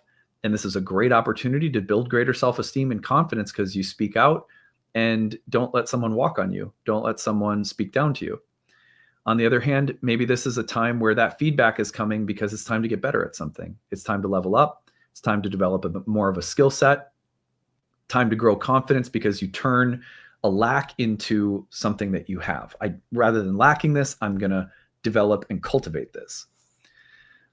This would also be a time where potential conflicts, communication in conflict with siblings could occur, or in your everyday environment. This would not be uncommon, by the way, to see people have like changes in vehicles, or your check engine light comes on or something. Knock on wood. We hope that doesn't happen, but the potential for something very mundane in the everyday environment that you traverse and move through, kind of like your neighborhood, could, need some adjusting or go through like a little moment of adversity or hardship. But the connection right now also between the realm of communication and mental emotional dynamics and then your career space are the two spaces to look for the connection. I would wonder about what growth has been taking place in your career, and in what way is that now connected to the need for a different kind of skill set, or the continued development of a particular type of skill in your workplace, or certain kinds of conversations or conflicts that are arising around the workplace, something like that. All right. Okie dokie, let's go to Scorpio. We get further along and the intervals between chocolate nibbles decreases. Okay, if you're a Scorpio, we're looking at the Mercury-Mars conjunction in your second house. That is the place of money, assets, acquisitions, resources. Sorry, I've got something buzzing on my phone. Let me just turn this off.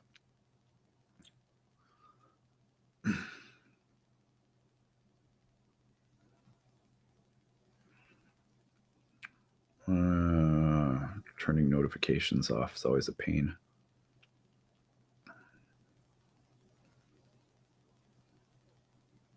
Okay. So questions about money, assets, resources. If you own or operate a business, changes in the organization, the products, the offerings, would be totally fitting for this kind of retrograde. If there is a deeper philosophical connection between money, assets, resources, and material acquisitions or gains, and things like religion, spirituality, faith, that would be totally fitting right now. Questions about money and financing education endeavors. How am I going to pay for myself to go to school? And again, like most of us at some point have to explore, how do my faith and beliefs intersect with things like money and the material world? It is way too easy, as someone who grew up seeing this happen to my dad as a preacher, that people have this belief. Usually it's projected onto a minister, who usually ministers aren't paid very much, or social workers, by the way. This happens to social workers too, I've seen when I was a social worker, where they're like, well, you're doing something that's humanitarian, or you're doing something spiritual, or you're doing something religious, which means naturally making any kind of money or doing well in the world materially is fundamentally opposite or at odds with the integrity of your spiritual vocation or your humanitarian or charitable interests or whatever. That binary for most of us doesn't work, right? So, because no one's going to be free of the hypocrisy of living in a material world with material tastes and interests, with a level of our being that tells us constantly and that can't deny that certain material things make us happy, like a good meal at a fun restaurant makes you happy. Having certain things, I mean, some people more than others are going to be like maxing out their credit cards and buying all sorts of things they don't need. And of course, I'm not advocating for that, but to deny that we're material beings just because we're spiritual beings that's just never going to work. So the conversation for Scorpios right now between material things and spiritual things, between your beliefs, the cultivation of knowledge, wisdom, religion, spirituality, and things like money, business, assets, how much or what kind of, like, how much pleasure should I derive from material things compared to things that are less tangible, like spirituality, education, religion. That's the dialogue right now for Scorpios. There could also be some question about how to incorporate things that you've learned. Like if you've gone through a training, if you've learned astrology, then the question becomes, how do I start a business based on, the training that I've received? So questions between what you're learning or what skills and wisdom you're building and how to translate that into serviceable products or business or something, that could be up for review right now as well. How do you spend your time, money, energy, resources? And how can your approach to those things be in alignment with your spiritual path in life? That comes to mind. Excuse me.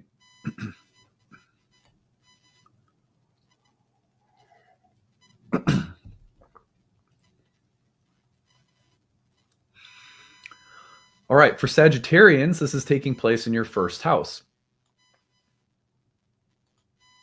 The place of identity. This is a Dharma house. So we were talking earlier about how to be yourself and being in touch with your own essence. Well, this is the primary place where that essence lives and breathes, and transits to this house almost always involve its ongoing cultivation. Being who I am is not as simple as, in one way, it is as simple as just being. But in another way, we can live with illusion. And living with illusion, it means, living in ignorance of who we really are. And that creates pain and suffering. One of a number of ways of alleviating pain and suffering, according to ancient astrologers, is to cultivate a clear sense of exactly who you are. We cultivate that by saying no to things as much as we cultivate it by saying yes to things. We cultivate it through exploration, experimentation. The Choose Your Own Adventure book of life is constantly giving us opportunities to get to know who we are. And we're not expected to know who we are right from the get-go. Every life is a process of getting to know who we are. And in some ways, we get to know who we are precisely at the moment that it's time to go. Isn't that wild? But here is a moment for Sagittarians to really reflect deeply on who you are. And is who you are creating stress and chaos and destructiveness, or is it creating happiness? Are you living in alignment with your convictions, your beliefs? Are you walking your talk? And if not, what needs to change?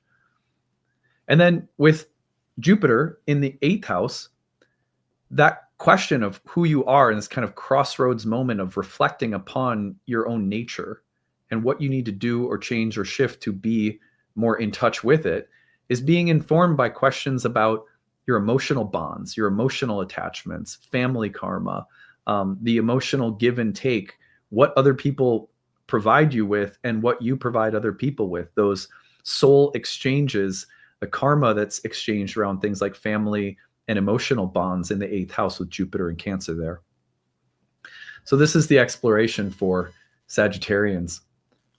It's a really interesting moment to be looking at. Like, this could be a point of departure where you go, I have to separate myself from my family of origin, because, as painful as that is, I mean, I've talked to hundreds of people over the course of my career who have had to say, I can't be in contact with certain people any longer in my family. I love them, but it's harming me. Or, there's just a boundary that I have to create. On the other hand, sometimes the greatest lesson is about pardoning and forgiving and learning to live with the fact that some people in your life are just never going to be exactly who or what you hoped they would be. But that doesn't mean they are nothing. And that kind of middle space is hard for us because we get so disappointed. Someone doesn't play the role of a father in a good, healthy way, and they really mess up. Sometimes they just can't be in our lives. But other times we have to take the small little things that they did give, somehow accept the failures that came along with it, and live with them as a complex character that was not entirely good or bad. It may be more disappointing than good, but that doesn't necessarily mean that there's someone who has to be banished from life either. But figuring all of that out is a complicated emotional karmic calculus. So that could be coming up right now for you Sagittarians. All right, Capricorns. All right, Mercury and Mars in your 12th house with Jupiter in the 7th.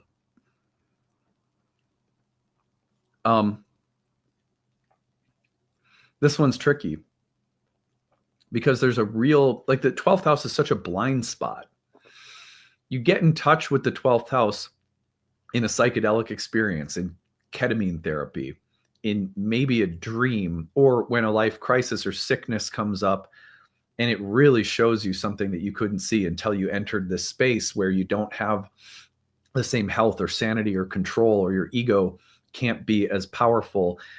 Getting to see that blind spot, it's a life-giving place, it's a healing place, it's a very liberating place, and yet it's a place we don't always have control over, we can't always see. And most of the time when things come up in this house, initially it feels threatening or a little scary. But that encounter and how we meet it and how we work through it can be so healing if we have a little bit of faith, trust, maybe a little bit of surrender, all important keywords for the 12th house. The Mercury-Mars conjunction here could be about communication dynamics, beliefs, how we hold beliefs, whether the way we hold beliefs or walk our talk or not is undermining us or acting unconsciously. The connection between this blind spot, this unconscious place, and the realm of relationships, marriage, home, and family with Jupiter and Cancer in the 7th comes to mind. You might, for example, I could see a Capricorn realizing that I have a lovely family, but I am undermining the beauty of this home, family, and the safety and security of my bond because I am so mentally, verbally, emotionally intense. I can't turn the volume down. I struggle with it. I struggle with my anger. I struggle with irritability. And my gosh, I'm just poisoning the well. What a hard realization that would be, and yet that's a lot of us deal with that.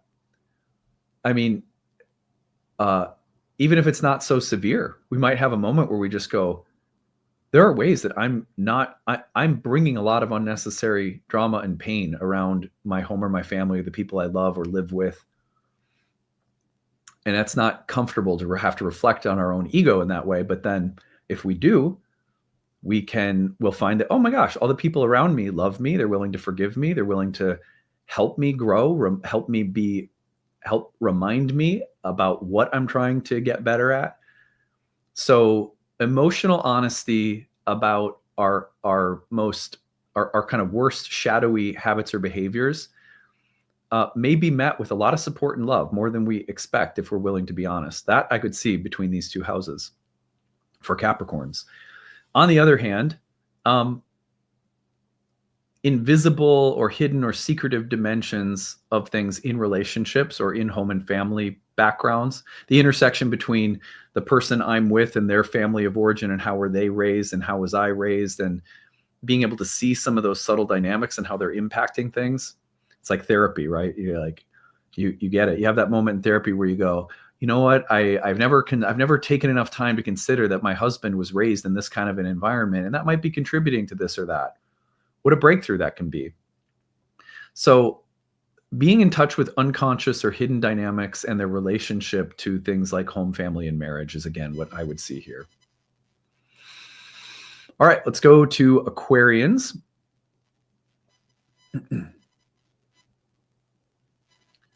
So Mercury, Mars in the 11th house with the ruler Jupiter in the 6th. So this is another Kama house that's associated with pleasure and happiness and a feeling of vibrancy and well-being. Like, ideally,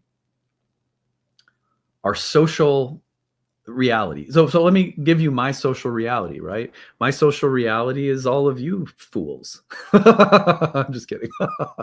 It's all of you wonderful people, and it's the astrological community, and it was our yoga studio community.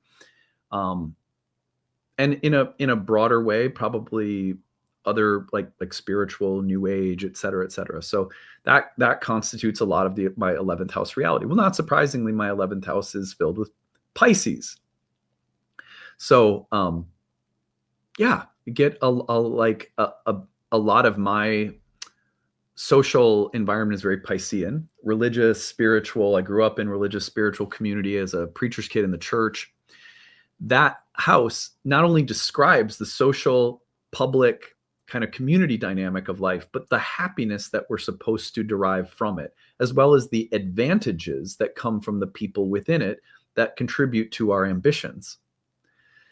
So for Aquarians right now, the hard thing is that you may be going through a period of conflict, confrontation, hostility, or let's call it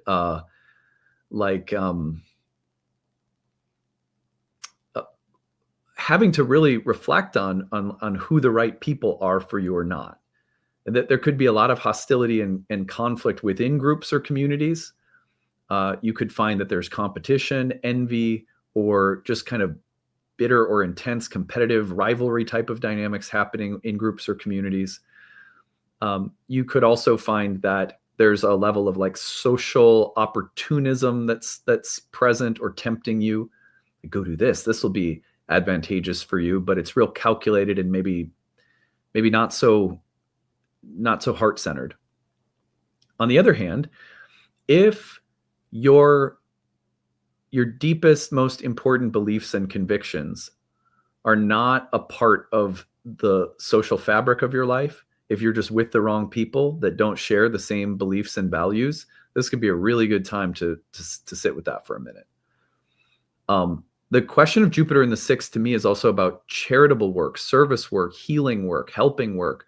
Jupiter in Cancer in the 6th has such a nurturing, supportive and healing presence. Like, where is your work in the world contributing to health, healing, well-being for yourself and others? So some connection between the very active healing work of Jupiter in the 6th and its desire to be a great mother, to yourself and to humanity, is also playing a pretty strong role in whatever conflicts or process of reflection is taking place around groups and community. All right, finally, Pisces. We have the Mercury-Mars conjunction in the 10th house with Jupiter in Cancer in the 5th house. So the place of career is the obvious starting point here, but reputation, power, influence in the world. What say or authority do you have in the workplace? What level of skill or mastery are you in the process of achieving? In what way are your roles or responsibilities shifting? What changes are happening internally in a company you work for?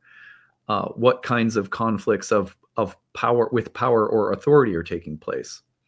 How are you reflecting upon your core beliefs right now, and how are those reflections leading to some reorienting of how you work or what specifically you do?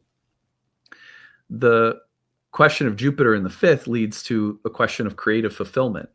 Is there a natural sense of my work being creatively fulfilling? Really important right now for Pisceans that there be some element of emotional satisfaction and creative fulfillment. Like I'm being myself, and there's some happiness derived from being myself in the workplace or in my vocation or in the skills and abilities I'm developing for the sake of earning a living or whatever. So questions between authentic creative essence and work in the world and how you're doing it or where you're doing it, maybe what you're doing. Those are the things that come to mind for me here. One thing I will also say is that these two planets in this house will often bring more public levels of contention. Like be careful of getting engaged in a big public conflict online or in the workplace, or you could drag yourself into more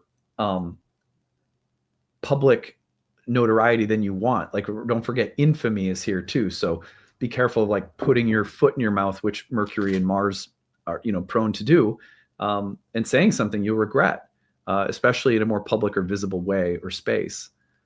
The other thing that comes to my mind is there some connection between your core beliefs and what you're doing? And sometimes maybe one of the most popular things that people come to talk to astrologers about is that they don't feel like they're living in touch with their values or beliefs in relation to the work they do. That, I think, is a product in part of the materialistic age we're living in that is sort of adharmic naturally. But it's also, it's pervasive, you're not alone in experiencing that if you are. All right, we did it. We got through all 12 signs. All right, that's enough. That's my last piece of dark chocolate for the day. But it got me through, so I needed a little treat. I needed to say thank you to myself for doing these things. Now, let's open up for some Q&A, maybe just like 15 or 20 minutes. But first, before we do that, I'm going to take you over to the Kickstarter, which starts on Monday of next week. And I'm going to tell you a little bit about that, just a little preview. Remember, if you joined late, you can still, the year one course starts Saturday. Not too late to join. Go to the year one course on the page. Use the need-based tuition if it will help. And hope to see some of you there. Now, what I'm going to do is I'm going to show you the, here we go. Okay. So on Monday, the Kickstarter will go live. And for the last 40 some days of the year, we will be fundraising to support this channel, our staff, and the production of 7-day-a-week free content year-round. If you value this channel, there's a really easy way that you can say thank you and support us and make sure that we can keep doing this. You'll have a link on Monday that will take you over to the Kickstarter. And when you scroll down, you'll find that there are all of these rewards you can receive. We'll have an Astrology of 2026 calendar that maps out all the transits for the year. There's a talk I did on how to cultivate a practice of silent sitting and listening, which you may benefit from, and some advice on how to start a practice. The Astrology of 2026 video is an exclusive lecture covering all of the major events of 2026. I don't release it anywhere but through the Kickstarter when you donate to support the channel. There's a guided meditation and visualization that I've created for your year ahead. You can pick up my next book, which I'll be starting after I've finished this book. I'm starting another book next summer, so you can hop in on the early release of those chapters. Year ahead horoscope readings. This will be about 6 hours worth of content covering all sun and rising signs for the major events of 2026. So that's like a super awesome reward.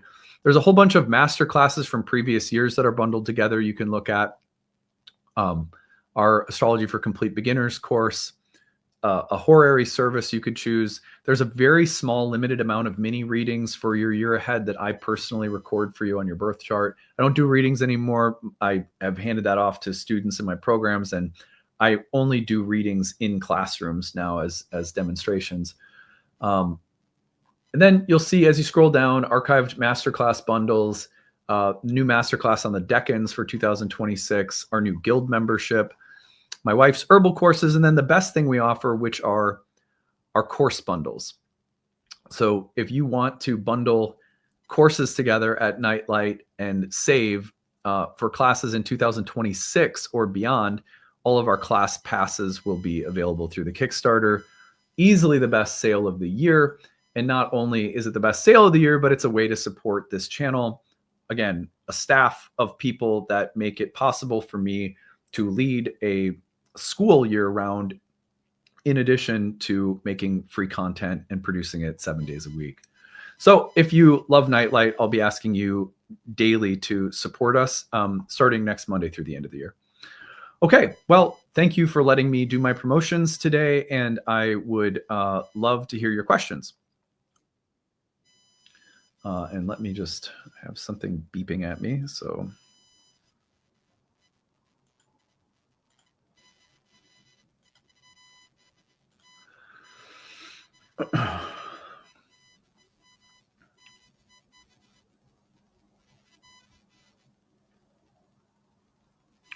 all right, so if you have questions, feel free to post them in the chat, and I'll take a few right now before we leave.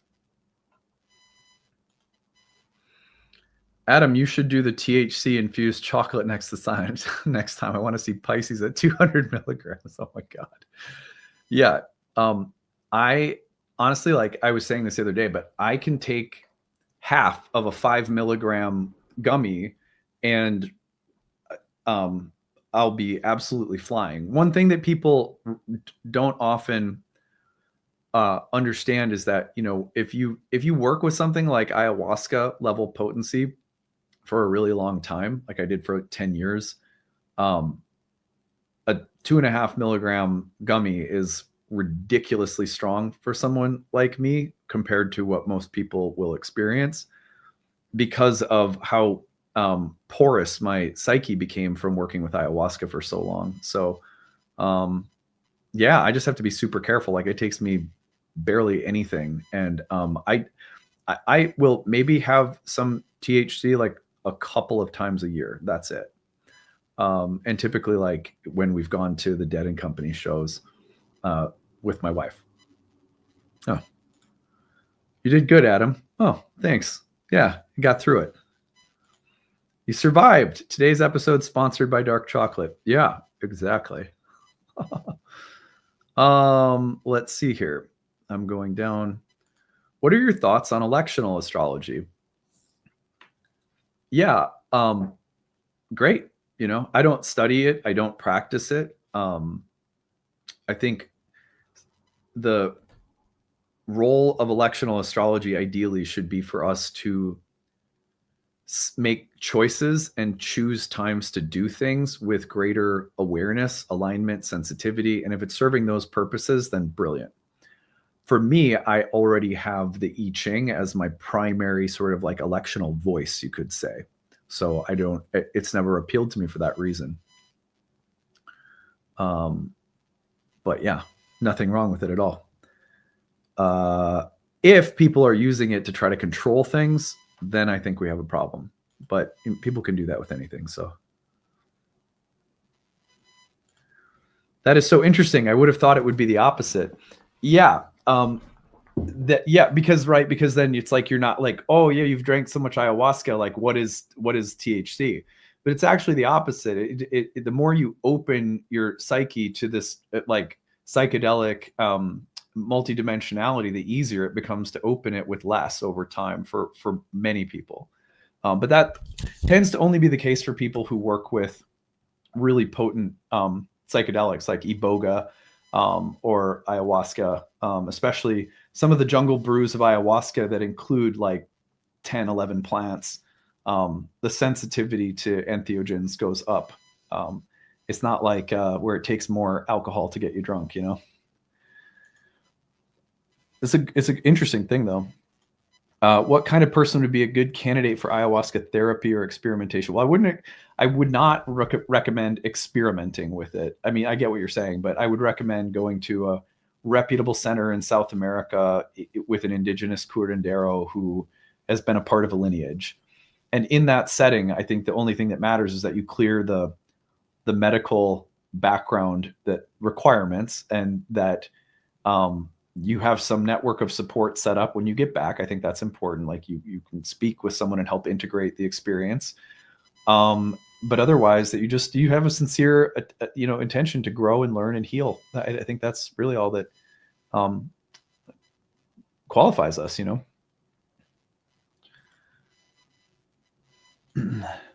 having a hard time organizing all the transits, things I'm tracking, resources, etc.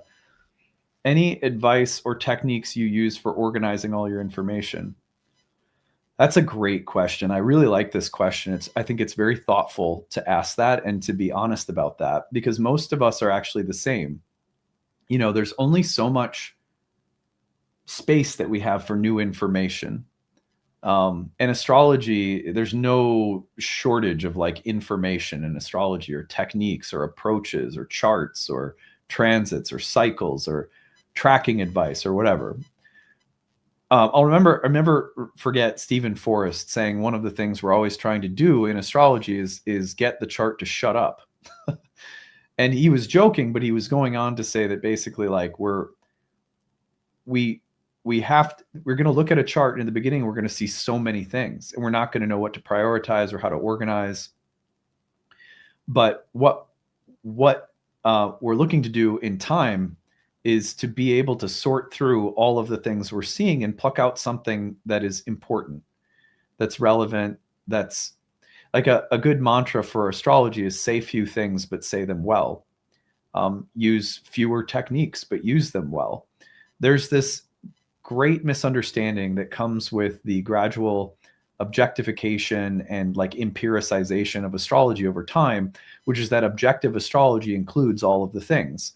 Because it's like science. Well, in order to have a complete theory, you have to include all of the data, and you have to understand how it all works together.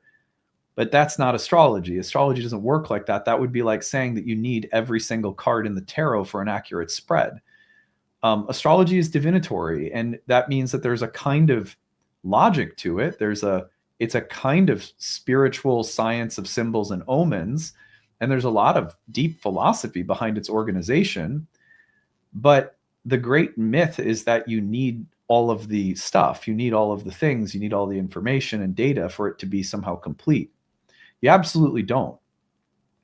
You could choose to focus on, you could, like, let's just say, for example, you're tracking a Jupiter-Saturn cycle, and you find that in the tracking, the conjunctions and oppositions are the easiest to see.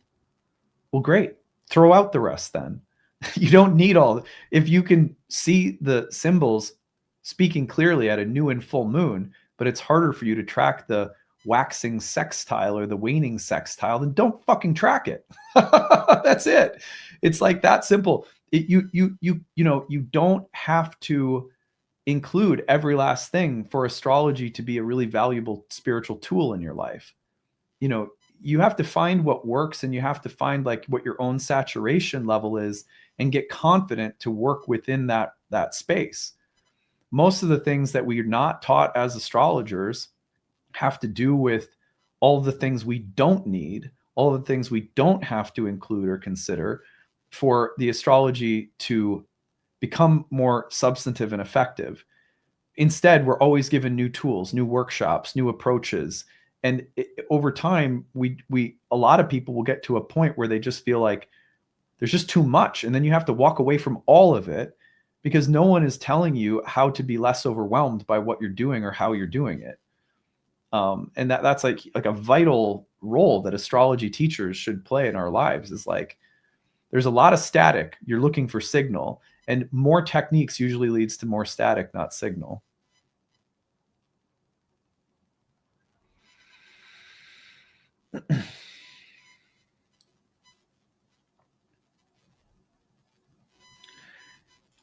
That's how I'm taking in current events. Exactly. Now, I'm not telling anyone how they ought to take in the news. But one thing that I know is that we have a threshold for how much drama and bad news we can hear. And so, each of us has the task of like staying, I guess, somewhat civically aware without crashing our system from the negativity. We have to be really careful about that. We're sensitive little creatures. And like, how do you do that? You know, it's the same thing with astrology. Astrology is like this teeming psychedelic mandala of information and symbols. But if you try to take all of it in, it's like trying to it's like staying glued to a never-ending 24-hour news cycle. No wonder people are always asking, when will the astrology calm down? When will the drama of the planets not be so much? It's not so much. Just turn off the stream of information that you're tuning into, or be more selective about how you're using it. This is an oracle, not a news stream. You know, you go to an oracle, it's sort of like this. A lot of people in non-ritualistic psychedelic spaces, they take a psychedelic and there's no ritual, there's no guidance, there's no music, there's no container. You're opening up that psychedelic space, but the infinitude of that space will often be very overwhelming for people. Whereas if you move, not always, but like a lot of the times, if you move into a ritual space where there's music, there's an arc emotionally and like ritualistically, you will find that the shape that the space takes becomes more personal and more relevant and more healing. And that's happening because you have a container through which the infinite can pour through in a psychedelic experience. Now, again, I'm not to say that I'm just flat against exploration or non-ritual uses or whatever. Like Terence McKenna clearly had a lot of that, and he did a pretty good job of navigating that space. He's a great example of someone who didn't always use ritual, but he also was very clear about set and setting, so it's a little bit different, but it's the same idea. The point being that with astrology, it's no different. If you just turn your head to the sky and look up through the astrological lens without any reason for being there, without any context, even if it's the loosest context, like I'm just here to learn, but I'm here, I'm arriving, I have an intention, it's to learn. Without that awareness, it's just like turning yourself open to the acid channel.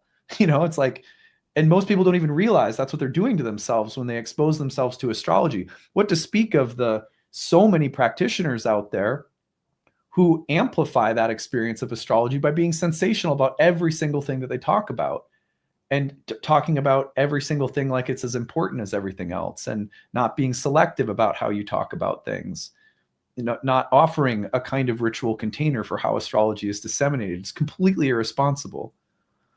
But anyway, I was like Mercury, Mars. I'm going to start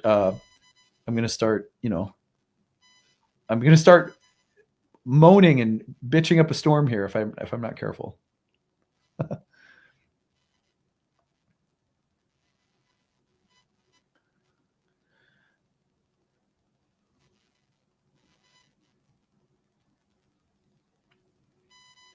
Let's see. Okay.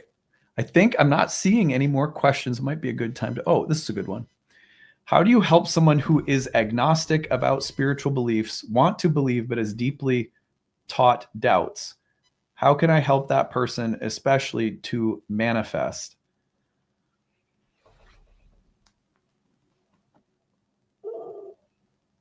Okay. This is a good question. I think this is also a sign for me that I'm at the end of my rope today. So I'm going to answer this question, then I'm going to close. First of all, I really do mean it. It's a good question. Now, first of all, this is just my advice, right? So I'm one schmuck. Take it or leave it. How do you help someone who is agnostic about spiritual beliefs? My response to that is, why do you need to help them, right? You don't. This is just me. You take it or leave it. But like, what's wrong with being agnostic? Nothing. Listen, when you go into like these altered states that I've been describing, one thing that many people experience, I'm not the first to say this, is that there is every single thing in reality has a place. Agnosticism has a place. Atheism has a place. Atheism and agnosticism are not in the scope of eternity. Paradoxically, they are also deeply spiritual perspectives that a soul has for a specific reason at a specific point in their evolutionary journey. To not just let someone be where they're at is far greater a problem than to be agnostic. in my humble perspective. And I'm not trying to be mean to you, right? It's just what I would say is like, just let that person be agnostic. The feeling of, I don't know what I believe. I don't know if this is true or if that is true. I don't know if there's a God or there's not a God. I'm not against it, but I'm not really for it. If that is where a person is honestly at, there's nothing wrong with that. In the scope of eternity, there's nothing at stake. That perspective is granting them a very specific kind of experience of themselves, of divinity, of reality, of other souls that can't be had through any other way but that. And that is okay. It's blessed. It's sacred. Just let it be. Don't try to convert them. Don't try to convert anybody, you know? And then, so that's what I would say. Just live with them, appreciate them, get curious about what the benefits of their perspective might be that maybe you don't see or haven't considered. That could be really positive in the relationship. And if there's any way that someone may need a faith-based perspective and maybe the gods are trying to gently lead them in that direction, they're going to get there because people in their life take a sincere interest in seeing them, not in guiding them or teaching them or pushing them or converting them, but in seeing them. Wow, how interesting that you're agnostic. What does that mean to you? How do you experience life? Wow, it's really interesting. It's so different than mine. I have this faith perspective. These are like my beliefs, but like, I'm really going to try to step into that and try to see the world how you see it. And if you can find beauty in that, it's like my daughter, she thinks for a long time, I don't like mustard. But then one day, randomly, she just decided that she was going to try it and give it a chance. And then all of a sudden she likes mustard. You may think I'm not agnostic. I have a spiritual belief and that's right. Agnosticism is wrong. Well, how do you know? You know what I mean? That's the benefit of agnosticism too, is like, maybe there's something there for you can step into and just go like, well, maybe I don't know anything. And maybe my spiritual view isn't necessary for me to walk a divine path in life.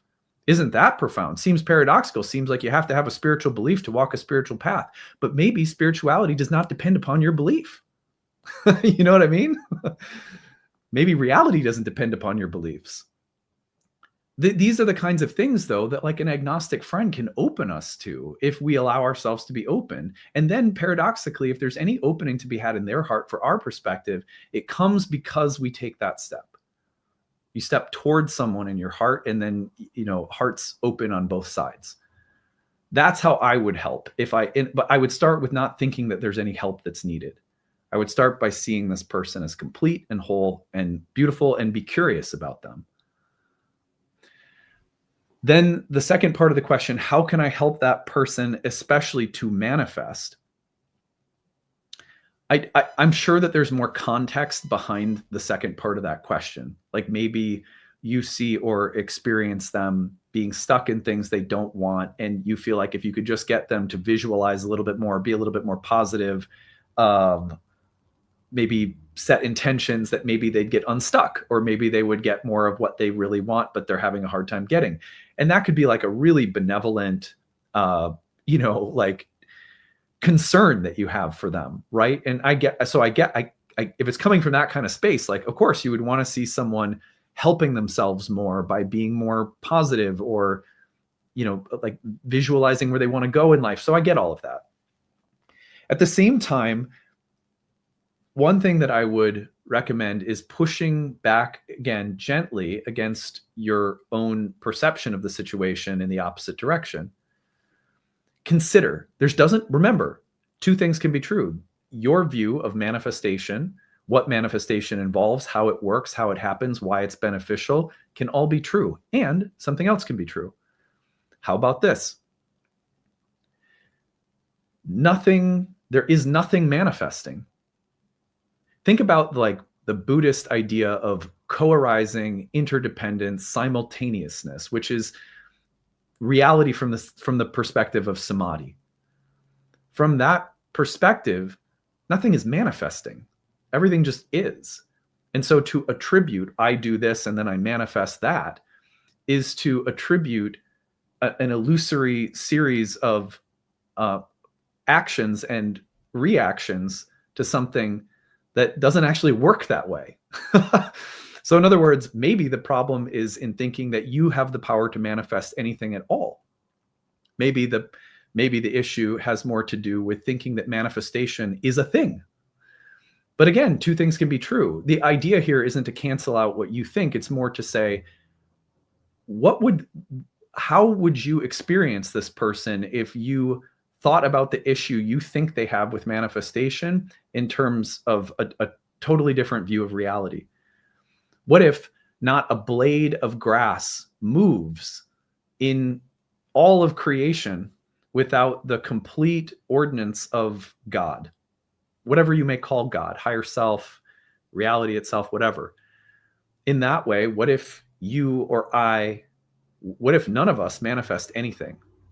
What if in this great oneness, there's only one thing and it's manifesting everything? And you can't control any of it. You're not in control of any of it. You may have a temporary illusion of feeling like you're controlling things and manifesting, but that's all an illusion, right? Again, consider these things and they may shift or soften your view. Not because it's not that one necessarily has to be right and wrong. If we need to become more multidimensional in how we think about what reality is there a causal plane where things are manifested? Sure, why not? But could there also be this acausal plane where manifestation is an idea that really doesn't make any sense? And if I enter into that space, how could I see my friend differently who I think has this big problem manifesting? Do you see what I'm saying? So I hope that helps.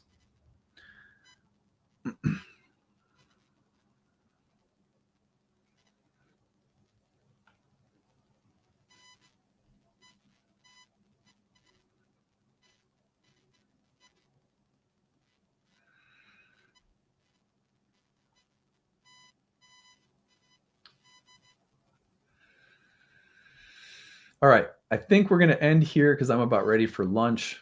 There's no more chocolate left. All of the goodness has been drained out of my soul. I don't believe in manifestation. I'm an agnostic. All of you have drained all of the goodness out of me. I'm just playing. I love you guys. This has been really fun. I'm definitely going to go grab some sourdough. That's awesome. Yeah. So have a great afternoon. Remember, Kickstarter begins on Monday. Year 1 course starts this weekend. Come join us. Not too late. Use the need-based tuition if you need it. Otherwise, next week I'll be doing horoscopes again on the new moon. So that new moon opposite Uranus with the Mercury cazimi, I'll be covering Monday and Tuesday. And then Wednesday, we'll be getting together at 10 a.m. Central for another live stream talk. I'll be doing these probably weekly throughout the end of the year here to rally support for the Kickstarter. Please, on Monday when the Kickstarter begins, be right on it. Help us get off to a really strong, fast start. That really makes a huge difference in terms of momentum. When people see it growing because all of our most diehard loyal people pitch in right away, it really carries us. It's a huge deal to start really strong. So please help us if you can on Monday when things get started. I will see you again for more content on the channel tomorrow. All right, take it easy, everyone. Bye.